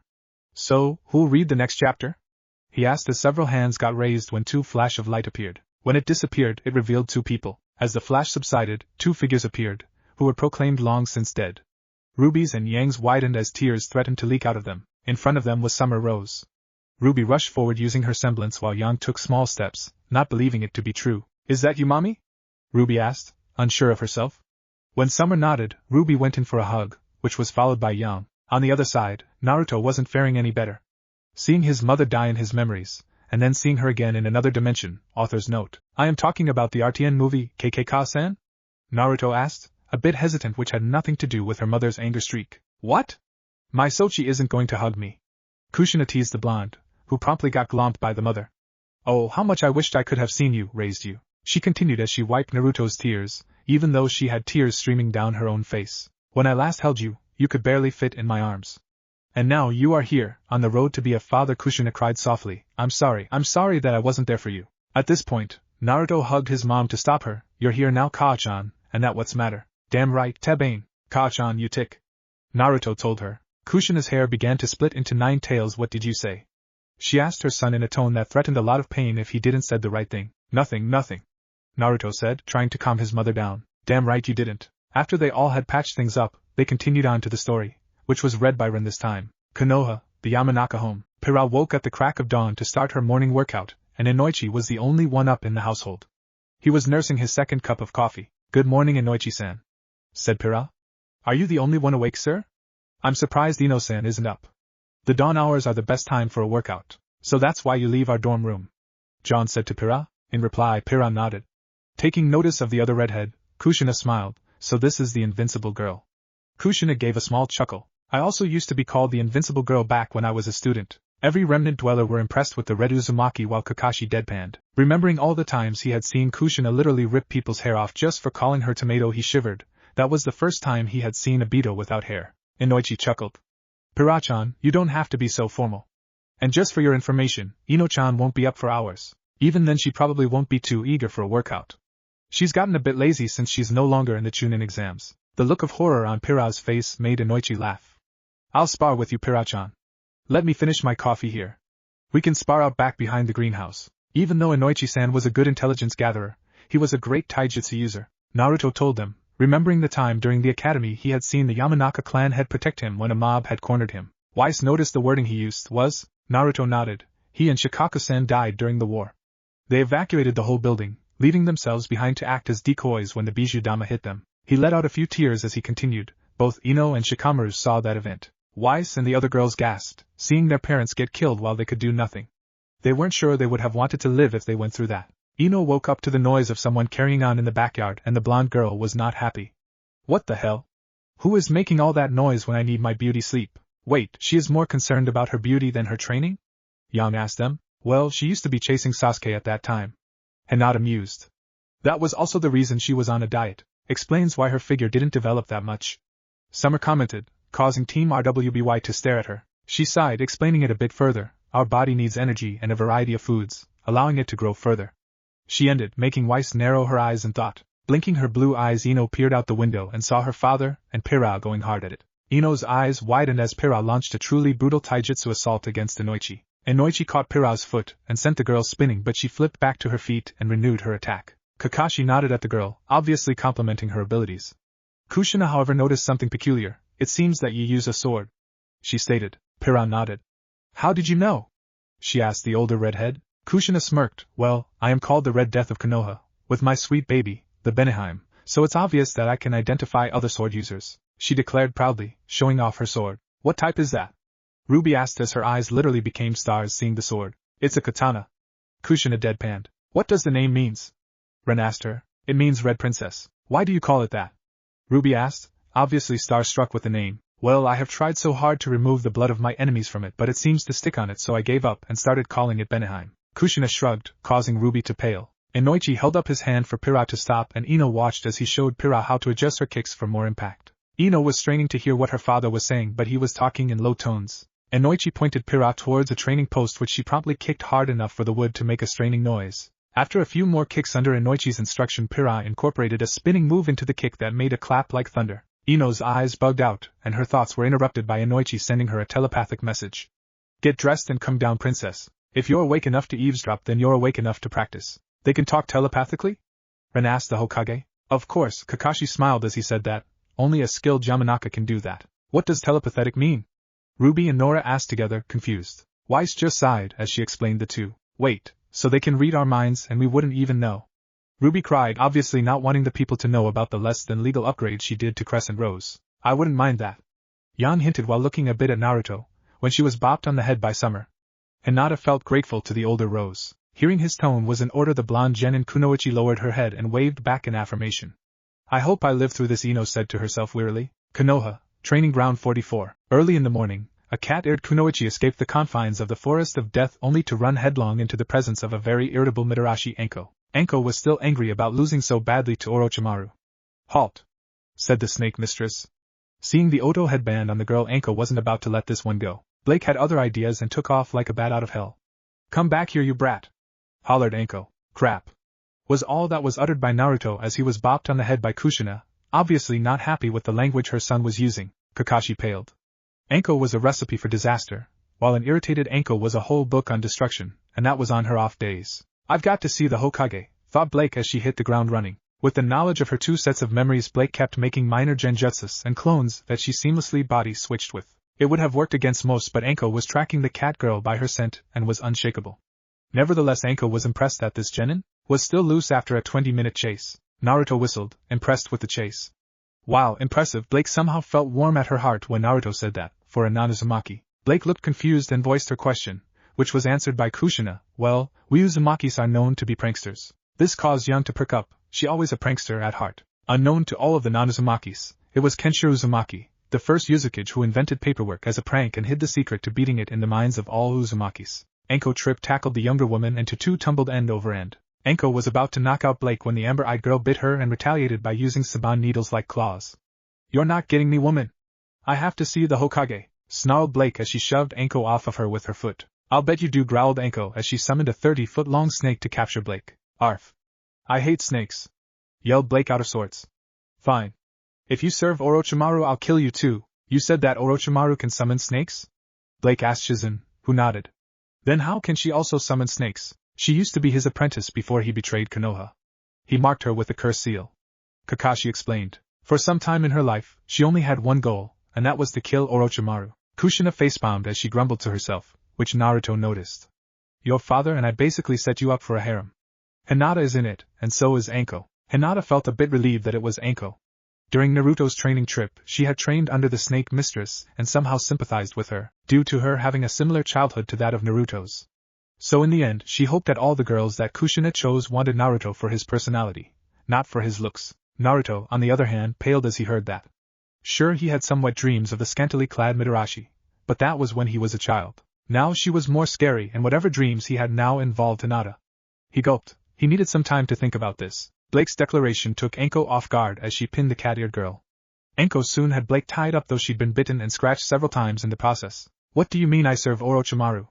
I'm a loyal leaf kunoichi, said Anko angrily. Yeah, Yakushi Kabuto would say the same thing, and he's an Oto spy for the snake. Hissed Blake. That would change a lot. Kakashi spoke up, wide-eyed from the whole drama. Naruto hoped that Hiruzen lived through this. He didn't want it to see the old man to die again. Anko's eyes widened. She whispered, if you're telling the truth, then I need get you good and hidden. They vanished in a body flicker. Hyuga compound. Hinata woke up early, did her morning rituals and put on her traditional Hyuga sparring uniform. I suspect father will find out about my new clothing today, as well as the fact I stayed out late watching Naruto-kun train. No doubt he'll decide to impose his will on me. Too bad I have no intention of acquiescing to his wishes. She walked into the main branch sparring dojo and was met with complete silence. Her father was there training Hanabi, and he turned to Hinata. Where have you been, daughter? You did not attend any of the meals with your sister and I yesterday. Elder Hiraku was the chief instructor of the dojo. He said coldly, Hayashi-sama gave up on your training, Hinata. On top of that, you were crushed by Niji of the branch house. You do not belong here, asshole. Came another curse from Hinata, making Naruto and Kakashi stare at her widely. She had the most cutest glare she could have. She was right in that concept. That old bastard wanted their future children to have the caged bird seal, but thankfully, Kakashi was able to stop his line of thoughts, telling him about Naruto's status as the Prince of Whirlpool, and by proxy stating that their kids will be the heir as well. Hinata quietly walked up to Elder Hiraku and slammed him with a flame juken strike right in his chakra core below his solar plexus. The elder flew several feet into the wall behind him before he slid down the wall with a smoking hand print over his heart. Everyone in the room stared in shock at Hinata. Perhaps you should make me leave, Elder Hiraku, said Hinata coldly. Hiraku was in a world of pain when Hinata blurred in front of the old man and wrenched him up to her burning eye level. On your feet or on your knees, Hiraku? Hiraku was too out of it to retaliate when Hinata dropped him to the floor lifelessly. Hinata smiled a bit too evilly for Naruto's taste, but somehow it tuned him on. Summer nodded along, having her own share of moments when she did not seem as innocent as she led to be. Somehow, Weiss felt as if Ruby was also smiling along with the princess of the Byakugan and the white-cloaked woman. How dare you! Screeched Hiraku's grandson Hiroki. He opened up with an 8 trigrams, 16 palms strike that Hinata effortlessly deflected with her flame chakra-covered hands. Hiroki sprang back from the searing heat. What are you, 8 trigrams, 32 flame palms? Roared Hinata as she leveled Hiroki with a ruthless efficiency that none imagined Hinata could possibly possess. Serves that bastard right. Hinata whispered, causing another bouts of shocked looks. Great, now break his legs. Nora cheered on, while Ruby nodded along with her mother. Other remnant dwellers could only stare in shock while Yang cried comically at how her baby sister was corrupted. Trust me, I plan to do that if he tries that. Hinata told the girl with the orange hair, making her grin with the prospect of broken legs. Unknown to everyone but Nora and Hinata, by the leg, they meant the third leg, which means oh you guys understand what I mean. Basically, Nora and Hinata will break the guys, not sexually but literally tear it off. Asterisk author covers his groin area whilst typing this star. Nei-chan whispered Hanabi in awe of her sister. Hiroki was lying there unconscious and smoking. Hinata sighed in disappointment. Perhaps my new flame jukin is too much for the clan to handle. I will go train elsewhere alone. Damn, that was hot. Yan snickered as she made the joke, only to be hit by pillows which somehow generated in everyone's hands. See, man, not you too, mom. Summer shrugged, make god jokes and I will not hit you. Period. The Yamanaka home. Wow Ino, you should eat more. Your mom's cooking is great, said Pyra as she went for a third helping of breakfast. It's good to eat after a heavy workout. Ino was staring at the food with her mouth watering. You can fill a bathtub with that. Ruby giggled along with her mother, causing everyone to laugh. Yang, on the other hand, felt scandalized. Traitors, she thought. Can't eat must eat, muttered the blonde incoherently. Yamanaka Ayano said, Ino-chan, if you don't eat you're going to die. You and Pyra-chan are growing girls plus you are kunoichis. Now eat. Every girl nodded along to Ayano's sayings, obviously meeting those types of girls who felt that they could get better looking by dieting. After shoveling in all she could hold, Ino secretly admitted to herself that she needed it. I'll just have to eat lighter the rest of the week, the blonde thought aloud. After reading a fashion magazine for a while, Ino was a bit bored and decided to check on Pyra. Maybe I can introduce her to Forehead or something. Since it's not my shift to work at the flower shop, maybe we can talk about Sasuke-kun or go shopping. Dear Kami, the world doesn't need more of those. Naruto paled. Even Pyra paled at the prospect of being demoted from a champion to a weak fangirl. Hopefully, her other will find someone better. As she thought that, her eyes unconsciously drifted towards Naruto. This action was noted by Kushina, who hummed. Coming down to the flower shop, she saw Pyra zipping about moving flower pots for her mother Ayano. The Yamanaka matriarch looked a bit baffled. What's going on, mom? Asked Ino as she watched Pyra speed along. Ayano said in a detached tone, Pyra-chan insisted on helping out because she's staying with us and well, I told her she didn't have to but we needed to move the new flowers over to the opposite side as the week progressed. Pyra just took off running and hasn't stopped since. Take her somewhere to relax, Ino-chan. I've heard of having a work ethic but this is ridiculous. That is true, you must learn to relax once in a while. Ren commented, stating from experience. He shivered as he remembered that time. He was supposed to take care of Nora. He kept a 24-hour watch, obviously worried what type of destruction she could do. However, when he fell asleep, she had somehow uprooted the house and shifted everything to Mistral. Pyra let out a small blush. Ino finally caught Pyra on the third time racing by. Pyra, we've got all week to do those. Let's go do something. Pyra looked thoughtful and said, well, I guess I could work on my kunai throwing. It's not at the level I'd like. Ino looked at her mother for help and Ayano said, Pyra-chan, go with Ino-chan and have some fun. You are a teenage girl after all. Ino-chan excels at goofing off. Oops, that came out wrong. Anyway, the two of you go out and socialize a bit. Ino sat there staring at her mother in disbelief and Pyra somehow managed to keep a straight face. I'll go wash up a bit to go out, said Pyra as she excused herself. ANBU headquarters. Blake was in an interrogation chamber strapped tightly to a chair. Yang growled a bit, seeing her feline friend getting such treatment. Kakashi caught that and calmed her down. It is a procedure everyone has to go through, and with the claim Blake-san was making, they had to be extra sure. This calmed the blonde brawler. She was willingly answering the questions of a very puzzled Marino Ibiki. Is she crazy or is she telling the truth? Thought the chief interrogator. This information could be vital but she may be nuts, he said to Blake. Alright girl. You claim there's a joint Suna/Oto invasion coming when the Chunin exam finals occur. You've already told us about some crazy jutsu that can revive the dead called the Edo Tensei that requires a human sacrifice, but you topped it all by saying you were two people before this metamorphosis or whatever. Why should I believe you? What you're telling me sounds positively insane. Insane is part of the job. Kakashi commented, peeking a bit at Kushina, an action which she caught and proceeded to drag him off. Where's she taking him? John asked. Naruto answered him. One place where he's not going, safe. A few seconds later the voice of a wild Kakashi in pure agony was heard. This caused John and Rin to pale as they heard sharpening of her sword. Summer, meanwhile, was proud of her fellow mother, proving that even in motherhood, they were badass. The cat-eared girl had calmed down by this point. Capture Yakushi Kabuto and question him.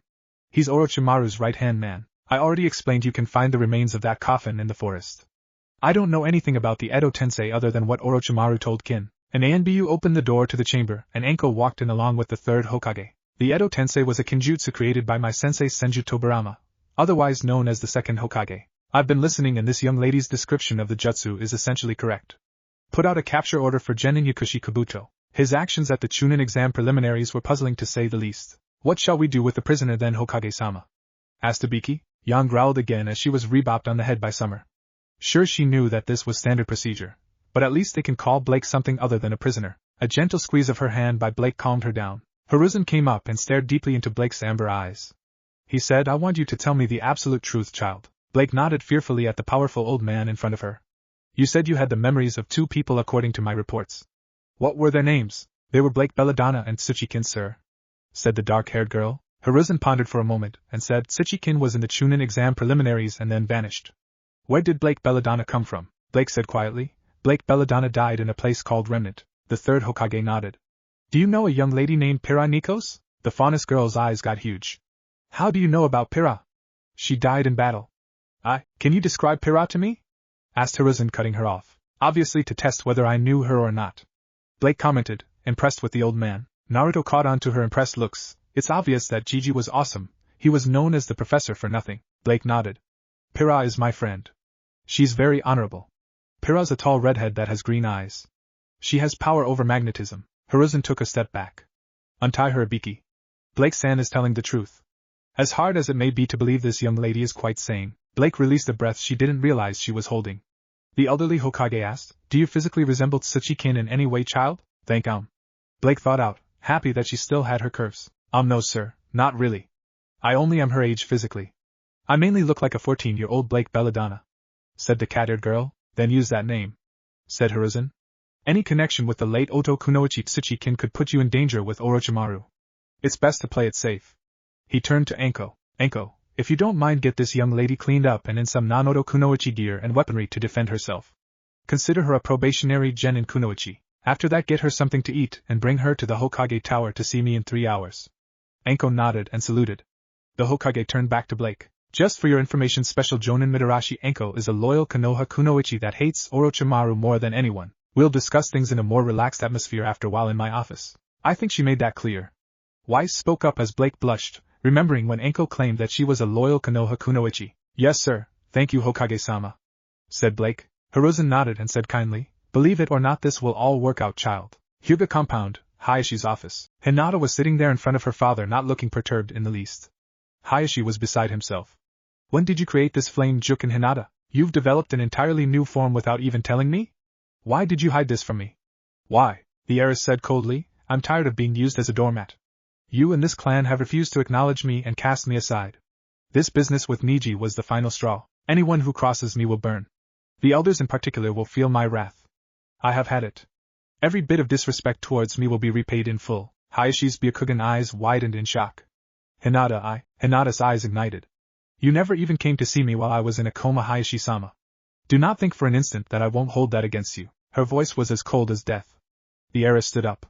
I am going to go outside the compound where I actually have friends and comrades who care about me and practice my flame Jukin with them. Hinata lowered her head in shame at how her other was treating her father. Sure, her other wasn't wrong in any manner, but it still felt wrong. What did I miss? Kushina asked as she came back with a badly beaten body of Hitaki Kakashi. Summer smiled at her new friend and her artwork, while every male sent a prayer to the gods for the better health of Kakashi. Now Hinata started Hayashi. Hinata retorted, I will be back later. The clan better give me wide berth or they'll learn the same lesson that Hiroki did. As Hinata swept out, Hayashi was left with the taste of bitterness in his mouth. What have I done? Whispered Hayashi in a distraught tone. Within the hour, Hinata left the compound with her new battle dress on and didn't look back. Konoha, residential district. Ino led Pyra along and said Haruno Sakura has been my friend going way back. She's a Kunoichi too. If she's home, maybe the three of us can hang out. Knocking on the Haruno home's front door, Ino and Pyra waited expectantly until Haruno Mabuki opened the door. Hi Mrs. Haruno, is Sakura-chan home? Mabuki nodded. She is Ino-chan. Who is your friend? Ino answered, Haruno Mabuki, this is my new friend Pyra Nikos. She's new to Konoha and is staying with us at my house. Turning to the redhead, Ino said, Pyra-chan, this is Haruno Mabuki. She's Sakura's mom and she used to watch me sometimes when I was little. Pyra bowed respectfully and said formally, it is a pleasure to meet your Haruno-san. I hope we can get along. Pyra smiled, happy that even in the other world she still have her manners. She grimaced as she remembered the last time she forgot that. The marks after spanking wouldn't go after a week. Mabuki smiled. Such good manners. Why don't you two ladies step inside? I'll fetch Sakura. Soon Sakura came down, and she was also introduced to Pyra. So you are a new genin transferring here to Konoha. Well, if you need any help just ask Pyra, said Sakura. What do you two want to do this afternoon? I finished my chores around the house so I'm free. At least she helps around the house. All you do and go to your room and make weird sloshing noises. Ruby shouted comically at Yang, causing said girl to pale and everyone to freeze. Suddenly Summer grabbed a hold of Yang's wrist and dragged her off to the same area where Kushina beat Kakashi. Every girl just paled hearing Yang scream for mercy. What no one noticed was Ruby's smirk. That'll teach you to tattle on Dad that I ate the cookies. Konoha's shopping district, so those ears are real, said Anko. Interesting. Having more or less omnidirectional hearing could give you a huge advantage. I guess the bow in your hair is a good way to maintain a low profile though. I wonder what other cat-like abilities she has. She went bonkers at that seafood place. I guess she has a thing for tuna. Blake began to salivate at the mention of tuna. Naruto envisioned Hinata with rabbit ears, which caused him to blush. Hinata smirked as she understood what her husband was imagining. Seems like all those forbidden henge jutsus she learned during the time they were dating would pay off soon. Blake found that the snake mistress Mitarashi Anko was actually kind of fun to be around once they established that they both hated Orochimaru with a passion. I am surprised the kind of clothes I like are here, she said as she looked over black and white clothing. They even have my colors. Everything in Oto is gray or snake patterned. Well, you're lucky we had a Kusarigama down in the armory. The katana was easy but chain sickles aren't that common, said Anko. The Hokage is really making an exception for you getting you all this equipment. Blake's ears perked up at the mention of her Kusarigama, and soon realized that she needed to change her looks a bit. I'm back, Summer sang, plopping Yang onto the couch. On sitting on the couch, Yang immediately got up and started rubbing her butt. The Faunus girl nodded. I have to make sure his faith in me is justified. With all the discrimination and hatred I've dealt with in my life, this is very surprising to me. Anko nodded. I do understand. I've been hated by association because of Orochimaru. He was my sensei before he betrayed Konoha and branded me with a curse mark. What? Every remnant dweller shouted. Wise continued. They hate her because she used to be associated with the slimy bastard? When they saw the ninjas nod, Blake continued. Why would they do that? She asked them, but already knew the answer. People hate what they don't understand. Naruto told them, haunted by the memories of his childhood. Both Hinata and Kushina noticed his discomfort and hugged him. Can you control it? Asked Blake. The Uchiha went crazy with it in the forest with Kin's team. Seeing Anko's expression, Blake said, I apologize. That was too personal a question. The snake mistress shrugged. It's alright. To tell the truth, I've never activated it. Unlike the Uchiha, I have the willpower to resist its vile taint. I'd do almost anything to get rid of it. The Uchiha, though, I can tell he craves that power. I don't trust him. From my experience, that's wise, said Blake. The only reason he stopped was that pink-haired fangirl of his. She said derisively. I guess I shouldn't be so harsh. Kin hated fangirls. I shouldn't be so prejudiced. Well, anyway, Kunoichi should take their job seriously. Both Summer and Kushina nodded. Truer words haven't been spoken. The two Kunoichis didn't realize that the third Hokage was observing them by using the telescoping technique through his crystal ball. Hiruzen smiled softly. It seems that my hunch on this girl was correct. I think you may do better than you think. Blake Belladonna. Wait, he can peep on other with that? Ruby asked. That was a creepy thing to have. That's gotta be useful. Yang murmured, hoping to keep quiet so that mom wouldn't catch that. Kakashi also smiled seeing the crystal ball, remembering the time Naruto and Sasuke kissed, even though it was accidental. Somehow, Naruto felt as if he needed to prank Kakashi more severely. Training Ground 53. As Hinata went out to Training Ground 53, she was pondering things to herself. Well, I've succeeded in setting a precedent with the clan, so that goal is accomplished. Hayashi-sama is also off balance. However, I inadvertently frightened Hanabi-chan. I need to make that up to her quickly. Perhaps tomorrow I can take her out for ice cream or something. I don't want her to be afraid of me for any reason. Her spirits were soon lifted when she found Naruto training hard with Jiraiya. Hinata smiled as the story mentioned her sister. Her relationship with her had gotten better after the Chunin exams. Seeing her sister on the brink of death made Hanabi cherish every moment with her sister more. To be precise, she saw Naruto skip like a stone across the ground before he skidded to a halt in front of her, rolled over on his back. He gave her a toothy smile. Hi Hinata-chan. I'm glad you could make it. Hinata giggled at his ridiculous pose. Are you alright, Naruto-kun? Naruto kipped upwards onto his feet. Never better, Hinata-chan. Come on over. Ero-sen thought you should have some say on how we train together. I think he's got some good ideas, but you know Juken forwards and backwards, so I'm sure you'll have some input. He grabbed Hinata's hand and she was blushing lightly as he led her over to Jiraiya. Era, already taking the initiative. Kakashi teased Naruto, who blushed along with Hinata. Kushina saw this, and even though she liked seeing her son all flustered up, she bonked Kakashi on the head. Hinata noticed that 24 clones were still working on the leaf-cutting exercise and another group was working with water balloons. The last group was water walking. I'm surrounded by Naruto-kuns, she thought with a full-blown blush. The Hinata here also had the same amount of blush. Blake and Pyra were equal to an academy Hinata blush, while Yang, too, had a blush, but that was due to lust and a little bit of love. We'll start off with no chakra in my Juken strikes and you'll get used to the speed involved, said Hinata. I know Niji is faster than I am. I'm not sure, but I believe he can use the 64 palms. Initially Naruto was dazzled at the speed of the seemingly harmless taps that Hinata was hitting him with.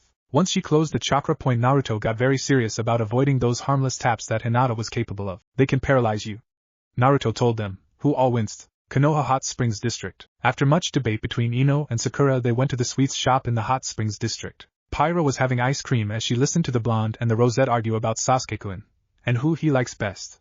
He's a prodigy, and was always the best at everything, gushed Ino. Sasuke-kun is being specially trained by Kakashi-sensei for the Chunin exams, said Sakura. He's sure to win. You mean you have two teammates in the Chunin exams and your sensei is only training one of them? Asked Pyra. That doesn't seem very fair to me. I'm sure Kakashi-sensei knows a lost cause when he sees one, said Ino. Naruto is facing Hyuga Niji. Niji is probably the only one that could pose a threat to Sasuke-kun. Naruto got a downtrodden look on his face, while every girl were trying to cheer him up. Kushina glared at the scarecrow, who sweated a lot due to the amount of killing intent being targeted at him. Sakura nodded. The only other one that really is a monster is Gaara of Suna, but Sasuke-kun will take him out in the first round. Pyra said, so basically you two have completely dismissed the possibility that this Naruto could win. Ino shook her head. Naruto is the dead last. He doesn't stand a chance in hell. It was a fluke he made it this far. I figure Kiba was having an off day to have lost. Hinata and every other girl made a mental note to have a talk with Ino. Well, I'll give Naruto credit for trying, but even if he by some miracle beat Niji, then he'd still lose to Sasuke-kun. That's a given, said Sakura with a bit of sympathy in her voice. Maybe I'll keep an eye out for this Naruto, thought Pyra. He sounds a lot like John. Both the blondes smiled at each other. John felt as if he tried hard enough, he could be like Naruto. Hokage Tower. Blake was fully outfitted with gear when she and Anko arrived at the Hokage Tower. This outfit is pretty close to what the original Blake Belladonna wore in Remnant. It's also confusing figuring out who I am. When Kin and Blake merged, Blake's personality prevailed, but I have biases and hatred inherited from Kin, not to mention her temper. I want to get things in order, but I don't know where to start. I need to thank Hokage-sama for helping me so much, Blake said absent-mindedly. Hokage-sama is a good judge of character, Blake, said Anko. He gave me a chance when no one else would. I owe him a lot. Naruto, too, smiled, remembering the time when the Hokage gave him his apartment. A place to call home. Coming up to the Hokage's secretary, Anko said, Jonin Mitarashi, Anko and Blake Belladonna reporting to Hokage-sama as ordered. The secretary buzzed the Hokage and he soon bade the two women to enter his office. Good afternoon, ladies, said Hiruzen. I trust there was no trouble between you two. Blake bowed. Anko and I got along just fine, Hokage-sama. Thank you for asking. Things went well, Hokage-sama, said Anko in a pleased tone. Good, said Hiruzen. Please be seated.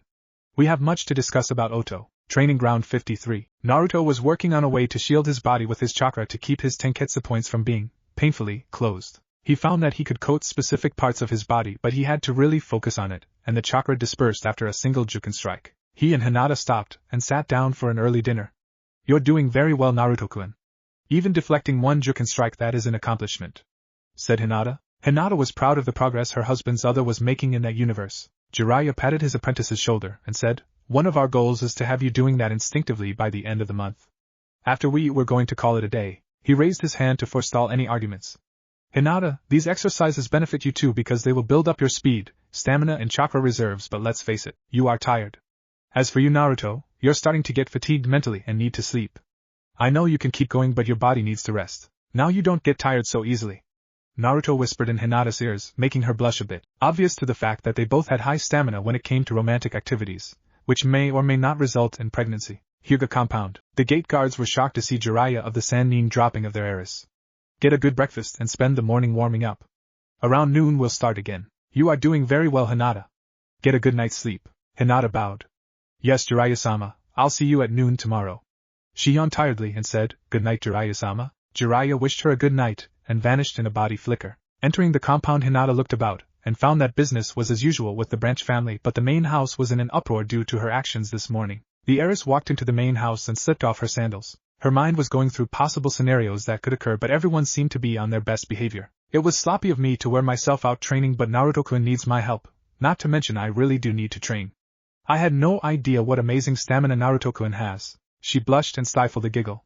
I can only imagine what that stamina will translate into in bed. Literally every unmarried female blushed, with the exception of Ruby, who was too innocent, and Nora, who was too crazy for them to understand. Hinata took a long soak in the bath and started using her new shampoo to make her hair grow quickly. After thoroughly cleaning up, she went to bed early, and soon was dreaming about her Naruto-kun, Yamanaka residence. Pyra was honestly a bit miffed at Ino and Sakura for talking so badly about their teammate/classmate Naruto. The redhead didn't want to make waves though, so she kept her opinions to herself. I don't know anything about this Uzumaki Naruto, but it sounds like he works really hard and they give him no credit at all. I didn't say anything, but he made it further in the exams than Ino or Sakura did, so they have no right to judge him.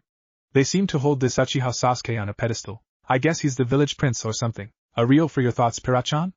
Asked Inoichi. You seem to be doing some pretty deep thinking there. Rio is the currency we use. Shizen told them, seeing their confused looks, and proceeded to explain how the currency was used. This method could probably revolutionize our world. Weiss muttered. The redhead blinked. I'm sorry, Inoichi. I was just wondering about the Chunin exams and who might win. Sakura told me that Uchiha Sasuke would win hands down and that her other teammate Uzumaki Naruto didn't stand a chance.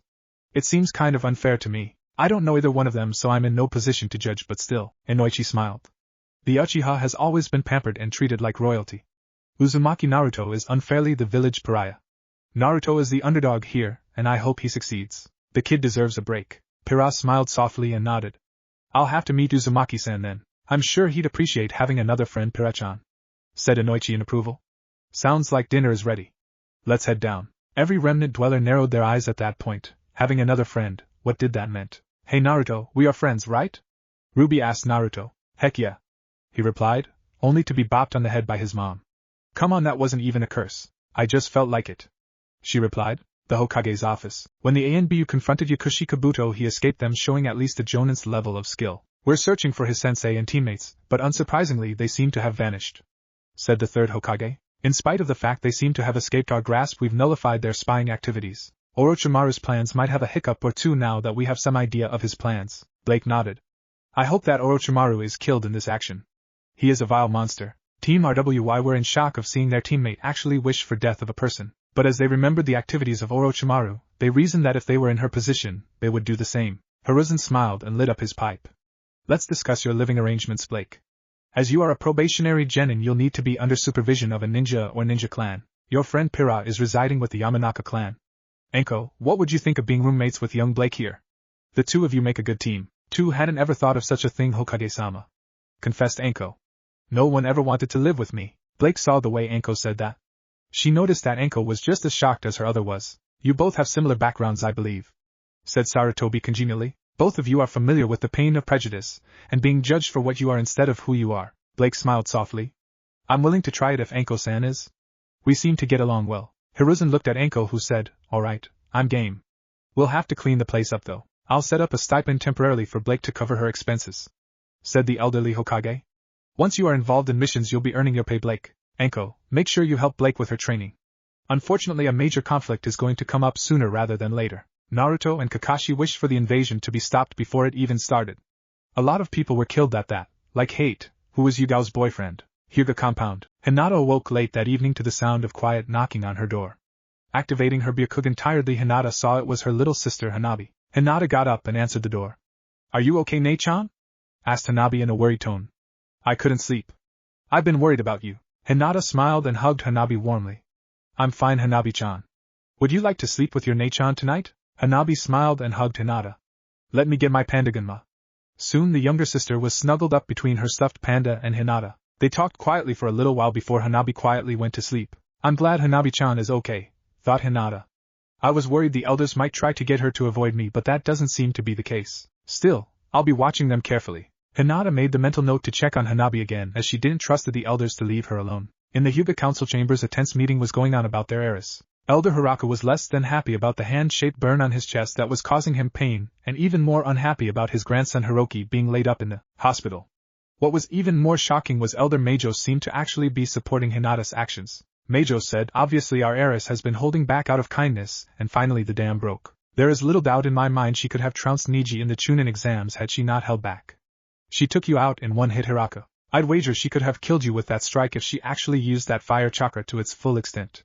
She was just making an example of you and your grandson. I had no idea she had such potential. Of course, she is awesome.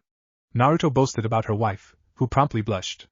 Kushina smiled, remembering the time when she boasted about Minato's ability to the other women. You of all people to support Hinata-sama, Elder Meijo. I find this hard to believe. said Elder Minako. You've always been one of her primary detractors. I'm forced to agree, said Hayashi.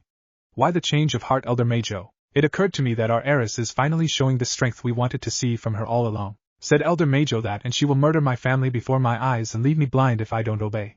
I won't dare to cross her. Hinata nodded along to Elder Meijo's words, freaking everyone, except for Summer, Shizen and Kushina.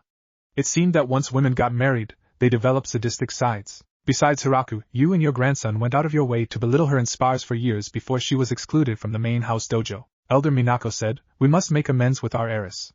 The main family has ostracized her for years and she developed an entirely new and lethal form of juken without any of us being the wiser. She is every inch the prodigy one would expect of her bloodline. Hayashi's father said, it shames me to know we treated her so badly. We have to make it up to my granddaughter. It won't be so easy, said Hayashi. Hinata indicated that she had a number of grievances that she intended to pay the Elder Council back for. Do not think that a few honey-laced words are going to calm her anger. She is out for blood. What of this training with Jiraiya-sama? Asked Elder Minako. This was unknown to any of us. Obviously I don't trust those bastards as they have a 10-foot pole stuck in their asses. Hinata said, giving off a very dangerous aura. No doubt it has been going on since Jiraiya-sama returned a couple of weeks ago, said Elder Meijo. We should encourage this. If we try to curb her training she will only grow more hostile towards us. It seems we've made a real mess of things, said Hinata's grandfather. Her control over fire is nothing less than phenomenal. The council would talk long into the night about making reparations with Hinata. Hinata frowned. Them talking long into the night never meant a good thing. Anko's apartment. Well, I guess this is a welcome home, Blake, said Anko as she opened the door to her to the apartment. Remind me to get you a key of your own tomorrow. Blake peered in and saw that Anko's apartment was neat and clean, but the walls were decorated with every kind of weapon known to man. You sure have a lot of weapons gathered here, said the cat-haired girl. Well, you never know when you'll have to kill someone, agreed Anko. Everyone, except for the more older ninjas and Hunter, paled seeing her talking about killing like talking about the weather. Your room is going to need to be emptied out since I use it for storage. If you don't mind, we'll start in the morning on that. Just use the couch tonight. Let's see what I've got around to eat. Blake's eyes zoomed in on a small shelf of books. Oh, is this your library, Anko? Anko nodded. Pretty much. You like reading, Blake? It's sort of my hobby, admitted the faunus girl. A good hobby for one to have. Shizen complimented the black-haired girl, who promptly stuck her tongue out to her teammates, namely Yang and Ruby. Well, feel free to read. Maybe we can hit the bookstore tomorrow, said Anko as she headed towards the kitchen. That was when Blake's amber eyes focused on a couple of particular books with orange covers. Ika Paradise, what's this? Oh dear, it seems Jiraiya just got a new fan. What's that? Blake asked as Kakashi gave her an orange book. Soon she was giggling perversely. Dear Kami, even in death, the pervert is corrupting people. Kushina yelled and began to rant on about how would she torture the sage if she ever met him. Needless to say, it wasn't pretty and every male covered up their groins. However, another flash appeared as Mitarashi Anko appeared, eating a few dango. Hey Foxy-kun, Yasagi-chan. She greeted them. Naruto could only stare in shock as the only woman who he feared appeared before him. Sure, he was stronger than him now, but since the first impression is the last impression, he was afraid that she would lick her blood again. Hey sensei! Anko exclaimed as she saw the older Uzumaki appear before her. When she became a genin, she was taught a little by the woman before the bastard snake took her in as his apprentice. After Kushina explained the condition and the fact that she was going to marry him, Anko was elevated. Oh my, it seems that we are going to see how these two are in bed. And with that being said, the two married couple blushed. Kushina laughed, along with a few remnant dwellers, while Blake, Pyra and Yang were imagining themselves in the mix.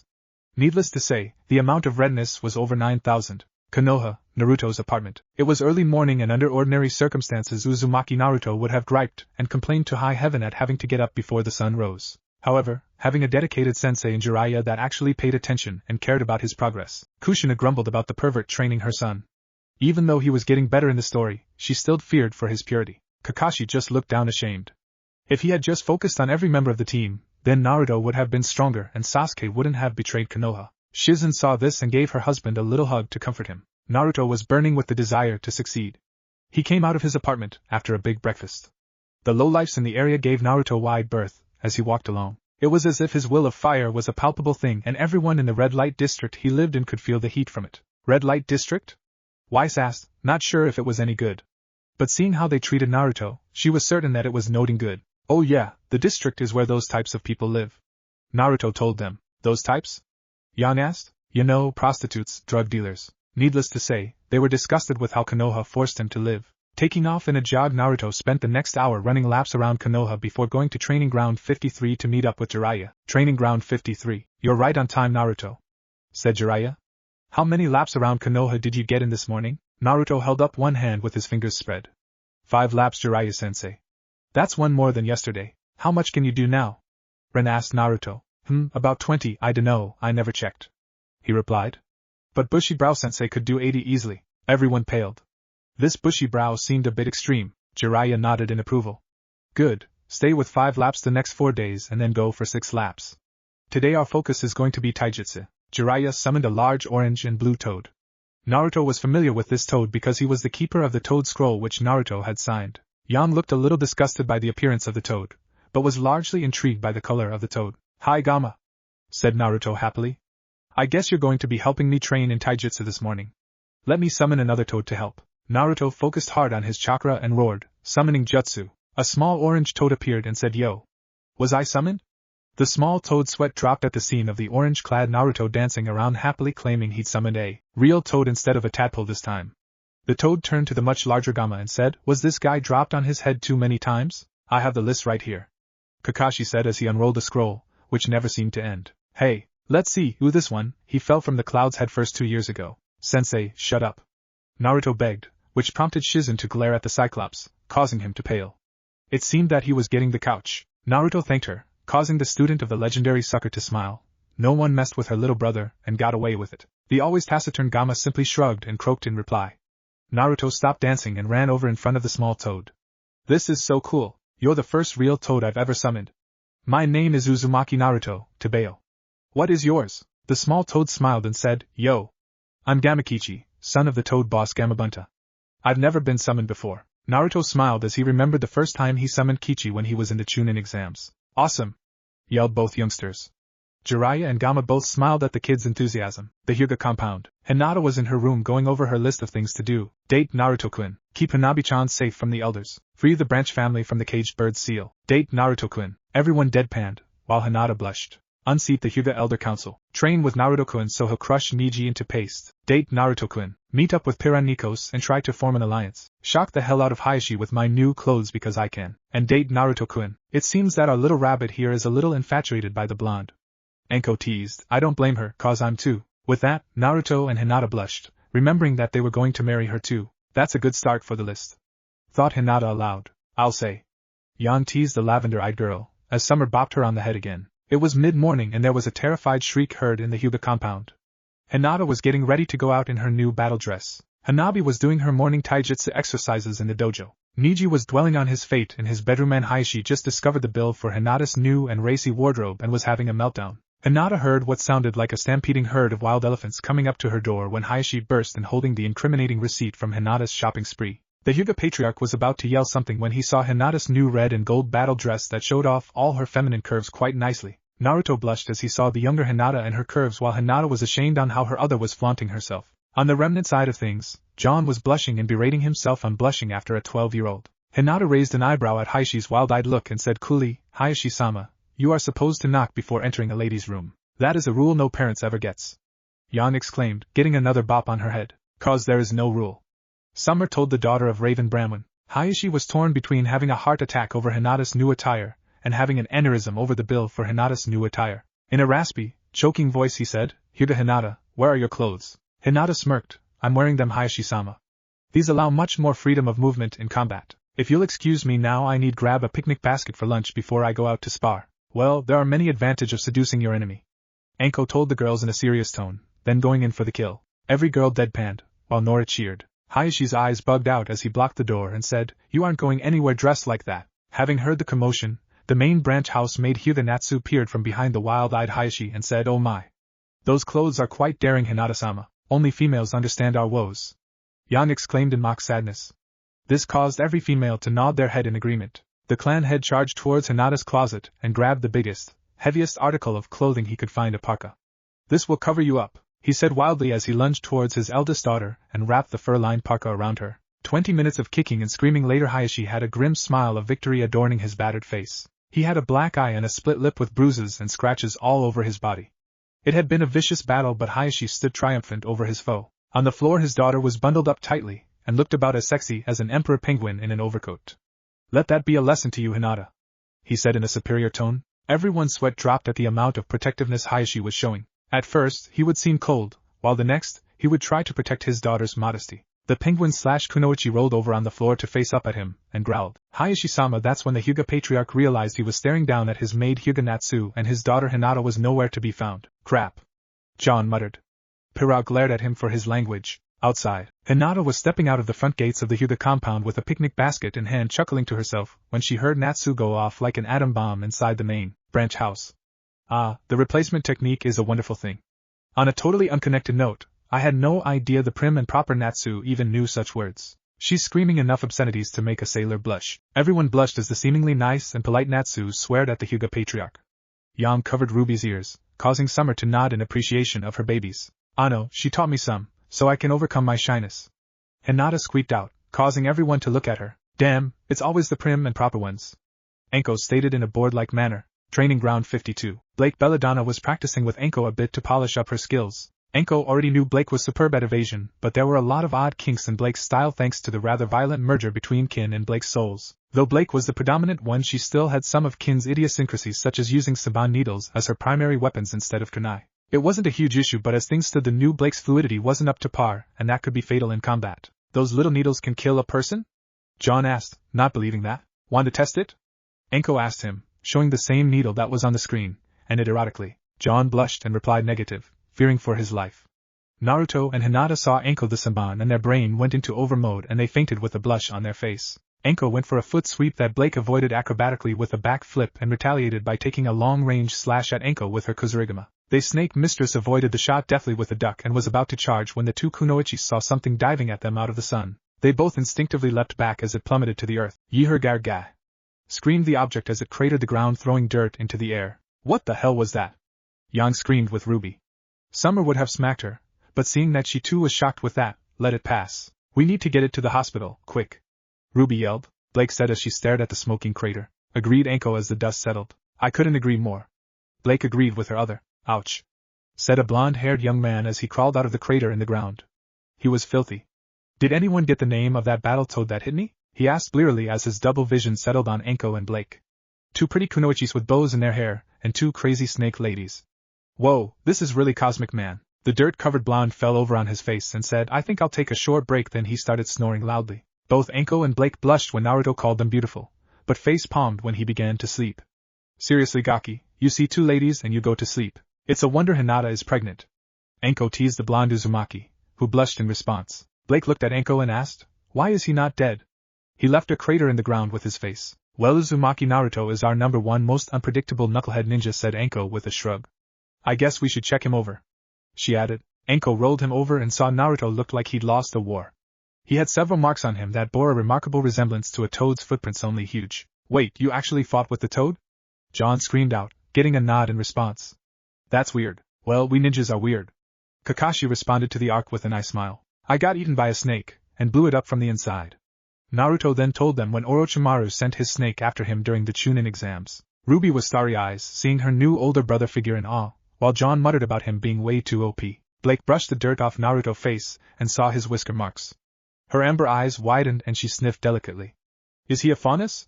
"He smells like a fox." The cat-eared girl saw a large shadow fall over her and looked up. "I see you two lovely ladies found my wayward apprentice," said a large man with white hair. Blake smiled as she kept her newly acquired book close to her. "Rule number 1 of Ika Ika, don't mention Ika Ika anywhere." Naruto spoke on. Anko looked up from the apparent corpse of Naruto. "Jiraiya-sama, I didn't know you were in the village." Well, if it isn't Anko-chan," said Jiraiya. "Naruto seems to have crashed in on your sparring session."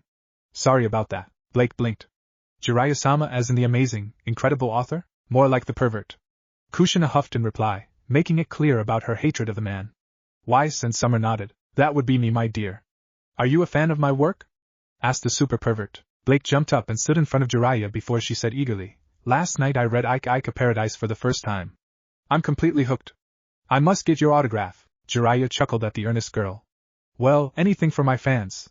He pulled out a copy of Ika Ika Violence, and said, "This is the second book in my best-selling series. Who shall I sign this to, my dear?" "I'm Blake Belladonna, Jiraiya-sama," said the faunus girl with barely contained excitement. The super pervert signed with flourish, "To the amber-eyed beauty, Blake." Signed the great Jiraiya-sama. Handing the book over to Blake, she held onto it as if it was made of gold. Blake blushed as her other did that. A weak voice said, Ero-senin, leave that poor girl alone. Blake looked down and realized she inadvertently was standing on the down Naruto. I was so excited to meet Jiraiya-sama I didn't look where I was standing. I'm terribly sorry. I wasn't looking where I was when I stood up, she said apologetically as she hopped off of Naruto's chest. Yang and Pyra deadpanned as they saw the cat-eared girl stand on the poor boy. Sorry, she mumbled out as Naruto smiled at her, forgiving her. Don't worry about my apprentice, said Jiraiya with a smile. He should feel honored to be walked all over by such a beautiful young lady as yourself, Blake. The Toad-sanin turned to Naruto. You've rested long enough, Naruto. Let's get back to work. Naruto coughed up some dirt as he sat up and said, right? I need more training and if I'm going to win in the Chunin exam finals. Rolling over on all fours he stood up and small cloud of dust came off of him. Blake asked with concern in her amber eyes, are you sure you're okay? I mean, you just fell out of the sky. I can't ask him if he's a faunus in front of others. He may be keeping a low profile like I am. I'm okay, said Naruto as he stretched with an unnatural popping noise that made Blake and Anko both wince. See? No problem, added the blonde with a toothy smile. Every girl blushed, with the exception of Nora, Ruby and Weiss, seeing the image of his toothy grin. Hinata, on the other hand, just smiled and shook her head. Even when he did nothing, he still made girls blush. Sorry again I was standing on you, said the cat-eared girl in embarrassment. I am Blake Belladonna, she said holding out her hand to shake. Naruto wiped the dirt off his hands and shook her hand. I'm Uzumaki Naruto, Tebeo. It's nice to meet you, Blake. Looking at the crater he said, sorry I interrupted your spar. Nearby, it was upon the sight of Naruto shaking hands with the cat-eared girl that Hinata spotted him from training ground 53. Her Byakugan eyes narrowed and she wondered who is this girl. Getting closer Hinata could make out the faunus cat ears on Blake with her Byakugan and noticed the all too familiar style of her black and white clothing. Guys, I just noticed this. Yang called out, we only wear themed clothes. This caused everyone's eyes to widen at the revelation. Hinata gasped. Blake Belladonna? It can't be. Hinata focused intently on Blake as she walked towards Naruto's location. Amber eyes, there's no doubt about it. This girl even carries the same types of weapons as Blake. I'll have to be cautious with her, damn right. Mumbled out the cat-eared faunus as she heard that. She could be brutal when she wanted to. Hinata came walking up to the group and waved as she called, Naruto-kun, there you are. I thought you were going to be at training ground 53. Naruto smiled and waved back as Hinata drew closer. Hi Hinata-chan. I kind of got knocked over here when Gamma kicked me. Who are your new friends? Asked Hinata in a kindly tone as she strolled up Hinata's side of the spectrum. Naruto spoke up, causing Hinata to blush happily. The girls saw this and cooed silently at how adorable this was, while Kushina smiled that her son found love. She then looked at Pyra and remembered that Naruto had another betrothal contract to a certain Terumi. It would be best to tell him this when Minato came up. Naruto said, this is Blake Belladonna. We just met. Then he motioned to Anko. And this is the crazy snake lady from the Forest of Death. Blake covered her smile with her hand as Anko fumed. My name is Mitarashi Anko, you orange-wearing brat, not crazy snake lady. Hey, don't diss on the orange, then don't diss on the crazy. Anko replied to the certain orange worshipper. Jiraiya raised an eyebrow in amusement, and Hinata said, I remember you Mitarashi-san. You attacked Naruto-kun and licked the blood off his cheek during the exams. The heiress spoke to Blake as she held out her hand to shake. I'm pleased to meet you, Blake-san. I am Hyuga Hinata. You must be new here in Konoha. Blake's mind was reeling. This girl, her style of dress, and the way she carries herself. It's nice to meet you, Hinata-san. Please call me Blake. I just arrived here in Konoha and I'm a probationary genin under Anko. The underlying tension in the air was thick and Jiraiya and Anko picked up on it easily as the two young kunoichis sized each other up.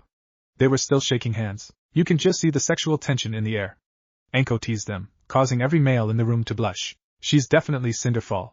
There's no mistaking that aura, thought Blake. I can't help but feel like we've met somewhere before, Hinata, said Blake as she let loose a tiny bit of killing intent. Hinata's eyes narrowed slightly, but she didn't lose her composure. Perhaps we met in another life, Blake. You never know about these things. I shouldn't be surprised that she recognizes me, I suppose.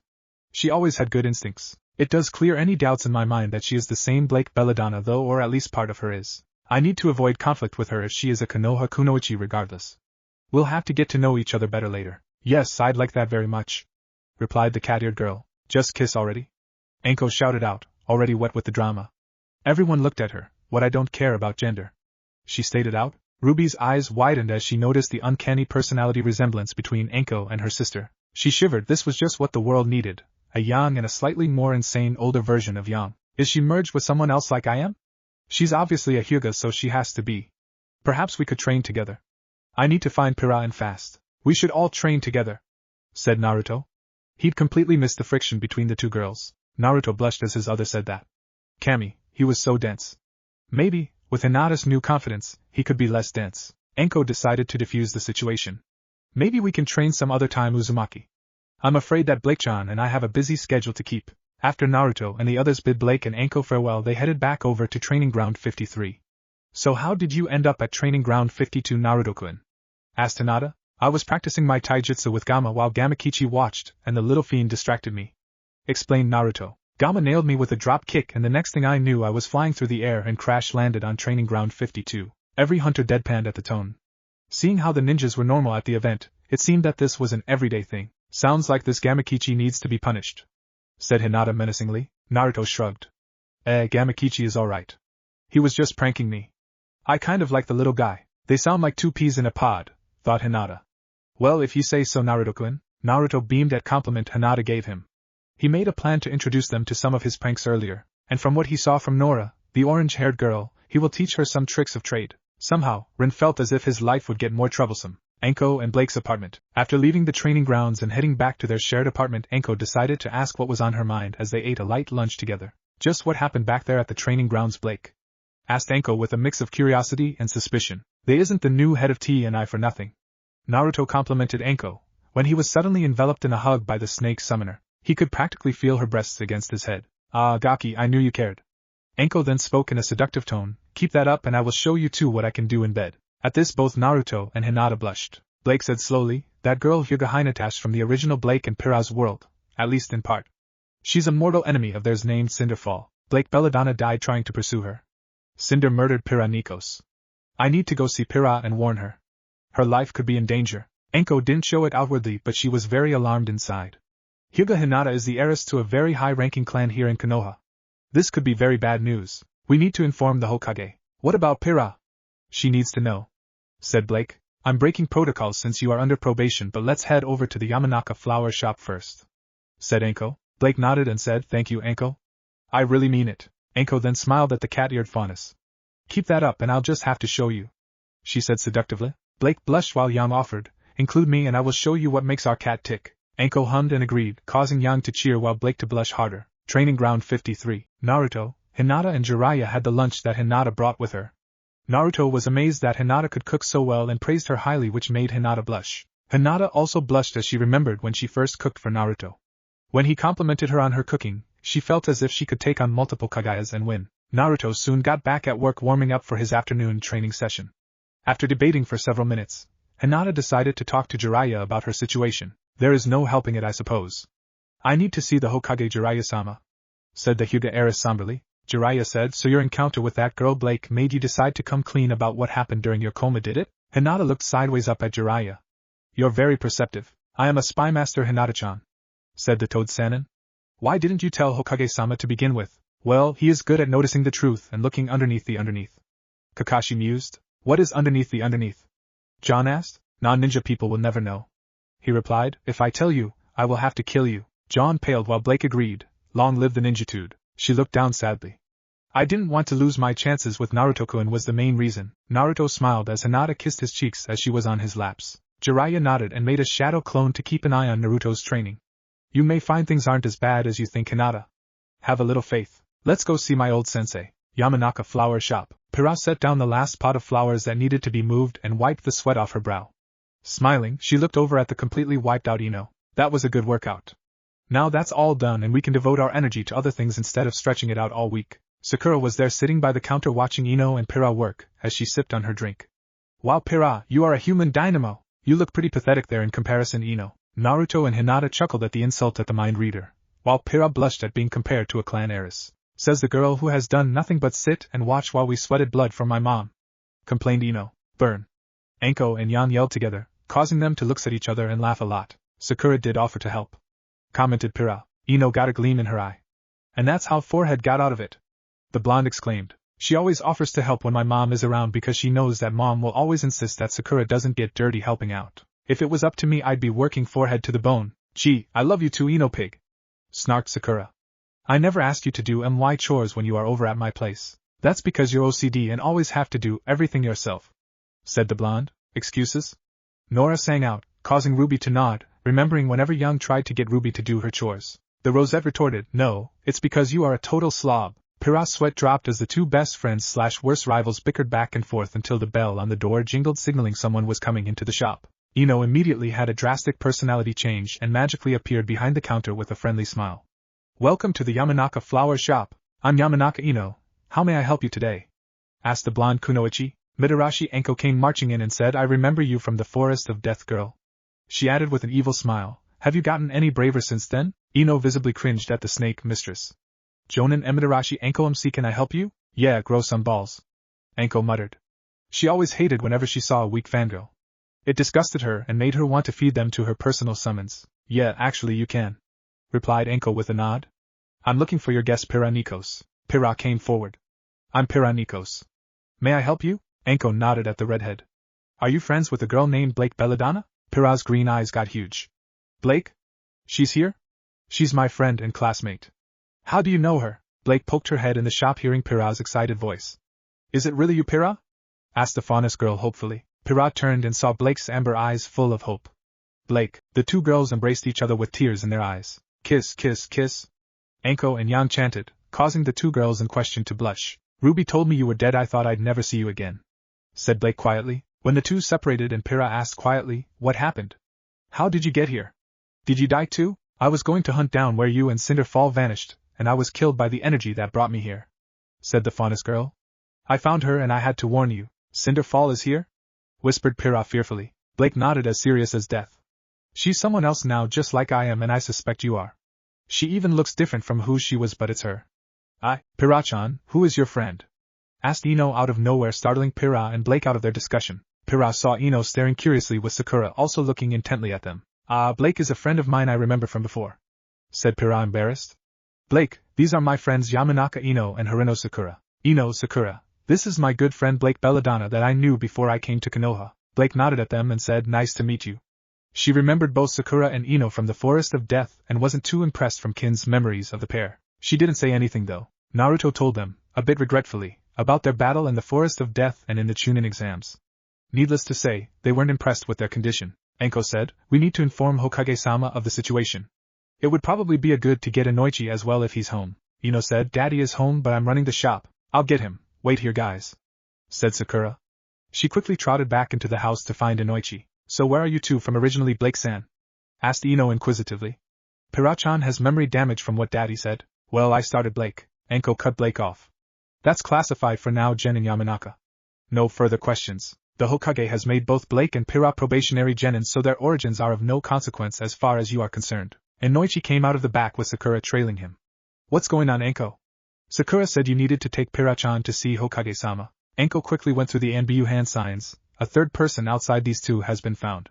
"It's the Hyuga heiress." "ANBU?" Blake asked the ninjas. Naruto nodded. "They are a more deadlier branch of the military we have back home. They mostly carry out missions which mostly consist of assassination missions. Ruby felt it would be awesome to be in the secret branch of the military." Kakashi noticed this and shot down her thoughts. "It's actually pretty tough. You have to give up your emotions and lie to your family a lot." And with that, Ruby's dream came crashing down. Lie to her family, she would never do that. The Yamanaka patriarch's eyes widened slightly. He signed, "That explains some things." "Is the heiress dangerous?" "Possibly, it has not been determined yet," was Anko's reply. Inoichi said, "Let me get my gear and we'll head to the Hokage Tower." Turning to his daughter and Sakura he said, "Princess Sakura-chan, you two stay here. Not a word of this leaves this room. Those are my orders to you as a superior officer." Hokage's office. Hyuga Hinata was sitting in front of Sarutobi Hiruzen. Jiraiya was there as well as ANBU Hawk.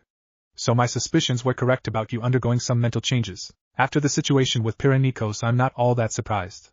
You will have to submit to a mind walk by Yamanaka Inoichi, you realize," said the third Hokage in a reasonable tone. "I understand, Hokage-sama," said Hinata quietly. "I'll agree to a mind walk, of course." Kakashi and Shizen smiled. That was one of the many good things about Hinata. She was always willing to help others. "Why did you hide it, Hinata?" asked the Hokage. "You are a bright girl. You obviously knew you were being watched and would eventually be caught." "There are several reasons, Hokage-sama," said the heiress with a sigh. "I needed to be discreet. With my newfound confidence I could right the wrongs of my clan and get closer to the boy I admire the most." Summer smiled. The girl was attempting everything to be with Naruto. Summer was a sucker for romantic stories. "And the other reasons?" asked Hiruzen. "I knew my clan would remove me from my position and I would no longer be able to unite the houses and get rid of the caged bird seal. I couldn't allow that, and I have to protect my little sister Hanabi-chan from the elders, answered Hinata. That, and I hope to make peace with Pyra Nikos, as Cinder Fall actually was her enemy and executed her without mercy. Hiruzen nodded. So part of you is Cinder Fall and part of you is Hyuga. Hinata. Which soul won the battle? Hinata looked puzzled. I don't understand the question, Hokage-sama. What battle? You had two souls within you battling for dominance. Which one ended up in control? Asked the aged Hokage. The heiress answered, both Hinata and Cinder were dying and willingly fused by choice so they could live. There was no battle for dominance. They became a new and better person than either was. I have the strength and confidence that Hinata never had, but I also possess the kindness and compassion Cinder never had. I called myself the Fall Maiden, but as I look like and have assumed the role of Hyuga Hinata, I adopted that identity as my own. When Blake Belladonna discovered who I was earlier today, I predicted her revealing my identity, and decided to come to you willingly first. 3 different results for 3 different soul mergers. It's quite fascinating, said ANBU Hawk. Inoichi-sama will no doubt want to document all of this. Kakashi nodded. That man was fascinated with the working of the mind. He would not rest at any moment when a new type of mental illness or a type of mental defense was brought up. I take it Blake Belladonna and Pyra Nikos had different circumstances then? Asked Hinata. Hiruzen shrugged. It won't hurt to tell you. Pyra Nikos' soul was dominant because the other souls simply had no will to continue. Blake Belladonna's souls viciously fought for dominance, though Blake prevailed in the end. Fascinating or not, it's most disturbing that this is happening. Dying souls are migrating from this place called Remnant, and joining with dying souls here. We don't know when or where Remnant even is, and we have no idea why either. Hinata, I want your full cooperation in this matter. There must be some explanation for all of this. The ninjas raised their eyebrows when the Hokage mentioned that they could be from their past or future. Hinata nodded somberly. I will help in whatever way I can. The Hokage's buzzer on his desk went off. His secretary Maki's voice rang through. 1,000 apologies, Hokage-sama. I know you did not wish to be interrupted, but Yamanaka Inoichi-sama is here and he explained that the situation is urgent. Naruto wasn't sure how he felt about the secretary. She never showed any type of anger towards him when he was a child, but she didn't help him either. Needless to say, he felt as if she treated him like a normal kid. Hiruzen answered, It is alright, Maki. I trust he has Blake Belladonna and Pyra Nikos with him? The secretary sounded baffled. Yes, sir. How did you know? It's connected to what I'm doing now. Send Inoichi and his group in, replied the Hokage. He motioned to his former student. Let them in, please, Jiraiya. Both Blake Belladonna and Pyra Nikos were a bit shocked to find Hinata was already there, apparently waiting for them. Hinata said, I anticipated you two would come to the Hokage, so I simply came of my own accord with Jiraiya-sama. What took you so long? So you really are Cinder Fall? Said Pyra bitterly. Only half of me is. The other half is Hinata, said the heiress. I am not your enemy, believe it or not. If it's Hinata, I believe that. Pyra told the dark blue-haired Uzumaki, whilst Blake agreed with her. From what they had seen of Hinata that was with them was that she was incredibly loyal towards whom she considered her precious people. This is all pretty surreal, commented Anko. Hiruzen said, It looks like you have your work cut out for you, Inoichi. The Yamanaka patriarch just sighed. Training ground 53. Are you sure Hinata-chan is alright, Erosenin? Asked Naruto in a concerned tone. I should have gone with her to see Hokage Gigi. Hinata smiled as the other Naruto said that. It seemed that both Naruto got the habit of always helping others. That was one of the things that made her fall in love with Naruto. And she was sure now that this would cause her to have some sisters. Jiraiya's clone said, It has to do with the coma she was in. It will work out, Naruto. She needs to do this, and you need to be training. You've completed the leaf-cutting exercise. In Suna they often learn to cut rocks before they move on to cutting a waterfall. Isn't cutting leaf easy? Ruby asked the Rokudaime Hokage. You must do it using your own power source.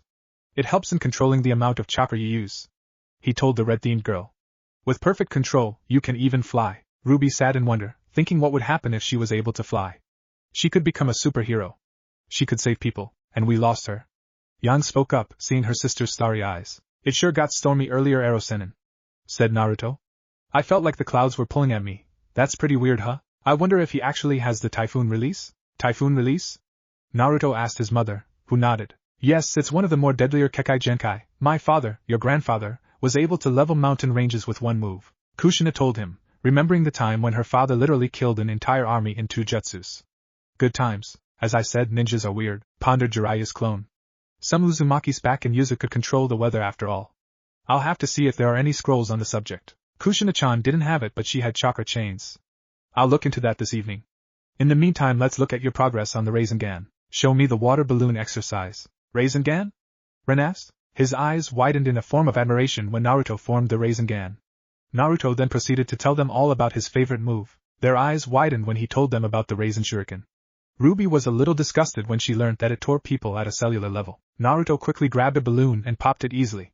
"How's that, sensei?" asked the orange-loving ninja. Jiraiya's clone grinned. "You have the concept of rotation down pretty well, Naruto. The next step is power."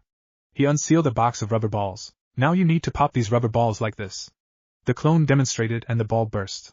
"Make about 20 clones and let's get started." Kakashi looked at the image on the screen. "So over there, you learn the Rasengan before the finals," he mused, wondering what changes it will bring to the ninja world. Hokage Tower. Inoichi found himself quite immersed in his work. Hinata's mind was very different from Pyra's. Both Cinder and Hinata were very neat, organized and orderly, unlike Pyra's psyche, which seemed to be missing pieces and fragmented because IC Kato's psyche had more or less self-destructed, leaving Pyra's psyche to pick up the pieces. Pyra paled when she learned that the previous owner of the body had his mental personality destroyed. Blake looked on in interest as the book seemed to be better than the one she read about the man with two souls. On the other hand, Hinata and Cinder's personalities seemed to mesh almost seamlessly in a combined effort for them both to survive. It was both fascinating and befuddling to Inoichi because the kind and sweet Hinata and the dark and vicious Cinder seemed to be opposites to the degree that a dichotomy existing should be inevitable. "We ninjas are known for doing the impossible," Naruto said with pride. "Only you, Naruto, only you," Kakashi stated. "Obviously, I am the son of the deadliest kunoichi ever, Uzumaki Kushina." Naruto smiled as Kushina felt tears in her eyes as her son referred to her as the deadliest. Damn right she was the deadliest. It was quite the opposite.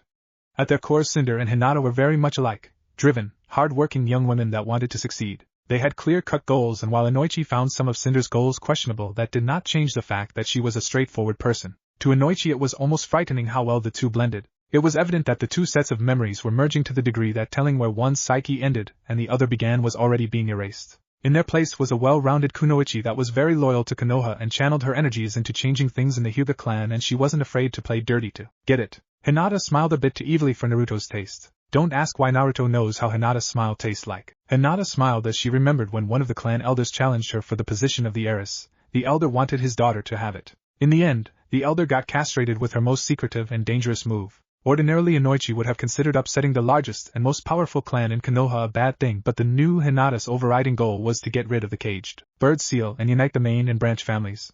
It was a goal which Inoichi found admirable. Furthermore, since it was an internal clan issue, even the Hokage had no right to intercede given the nature of clan laws in the Konoha charter. Hinata had already studied the matter thoroughly, and had an ironclad case that as the heiress of the Hyuga she could fix the internal issues in the Hyuga clan any damn way she pleased, so long as the clan fulfilled its obligations to Konoha. The new Hyuga Hinata was an intelligent, clever, and cunning young kunoichi. Coming out of his 2-hour mind walk, Inoichi quickly started documenting the facts about the new Hyuga Hinata. She is a loyal kunoichi of Konoha that shows all the signs of being a superb leader someday. She wishes to change things within the Hyuga clan's current situation without doing any harm to Konoha proper. She plans to make reparations with both Pyra Nikos and Blake Belladonna, as she believes they would be good allies to have in the future. She exhibits no signs of instability or mental collapse that one might expect from a soul merger. Conclusions: Hyuga Hinata shows all signs of being a mentally healthy young woman and a fine kunoichi. She is an asset to Konoha, not a threat in any way. Recommend regular psyche checks for her to monitor her progression. Recommend that her new status is not revealed to the Hyuga clan. Recommend that she works with both Blake Belladonna and Pyra Nikos to ensure their future working relationships are successful. Phew, this is quite a little task here, Seiko, said Inoichi to ANBU Hawk. I'm Hawk while on duty, Inoichi-sama, said Hawk. Sorry, Hawk, I let my discipline slip due to fatigue, said Inoichi. I'm going to do Blake Belladonna's mind walk tomorrow. I need to discuss this matter with Hokage-sama. Please keep watch over young Hinata until she wakes up. 20 minutes later Inoichi was sitting with the Hokage. And that concludes my report, Hokage-sama. I believe that the odds of two people merging this way so successfully are incredibly slim, but for Hinata it was a complete success. Naruto sighed a breath of relief as Inoichi stated that his wife was stable in every manner. He then kissed his wife, while Anko watched on like a predator, cause she felt as if she would be in the action soon enough. I should know, I am the author. Hiruzen puffed his pipe. It seems that both personalities working to survive together is a huge factor. While Hinata's attitude is slightly different, it's nothing that couldn't be attributed to growing up a bit from the experiences of the Chunin exams. We'll leave it at that. Once you've mind-walked young Blake tomorrow, we will see about getting the three together to work out their differences. You don't intend to punish Hinata for not revealing her circumstances then, Hokage-sama? Asked Inoichi. Naruto prayed to Kami that Gigi wouldn't punish her. It was obvious to him that she felt afraid. In a manner, she was alone in a new world. The aged Hokage shook his head. To be honest, anyone would be terrified of informing their superiors that an extra soul existed in their mind. Besides, the improvements she's shown with her fire jukin alone are quite astounding. We'll be monitoring all 3 girls, but punishing them or confining them would be detrimental and just between you and I, Inoichi. I hope Hinata brings that barbaric caged bird seal to an end. I can't interfere directly because I am the Hokage, but I can inadvertently help young Hinata along. Hinata smiled as she learned that the 3rd Hokage was also hoping for the seal to be abolished. Inoichi smiled. Yes, inadvertently of course. Training Ground 53. Well, let's wrap it up for the evening, Naruto, said Jiraiya. You made some good progress today. Sarutobi-sensei, let my clone know that your friend Hinata will be back tomorrow and that everything is fine. Naruto let out a sigh of relief. That's a load off of my mind, Ero-senin. I was really worried about Hinata-chan. Hinata smiled as Naruto said that. She felt a sense of security whenever Naruto was with her. Jiraiya looked at Naruto and thought of Minato and Kushina. Tell you what, for working so hard today I'll treat you to dinner. What do you want? The orange-loving blonde predictably said ramen. Ichiraku's ramen. The Toad-san shook his head and smiled. Ramen it is then. All in all, it hadn't been a bad day as far as Jiraiya was concerned. Everyone smiled as the chapter came to a close. Kushina and Summer looked at one another before telling them it was time for bed. The younger generation tried to retaliate but failed when they saw the stern mother glare. What if Konoha reads Naruto and RWBY?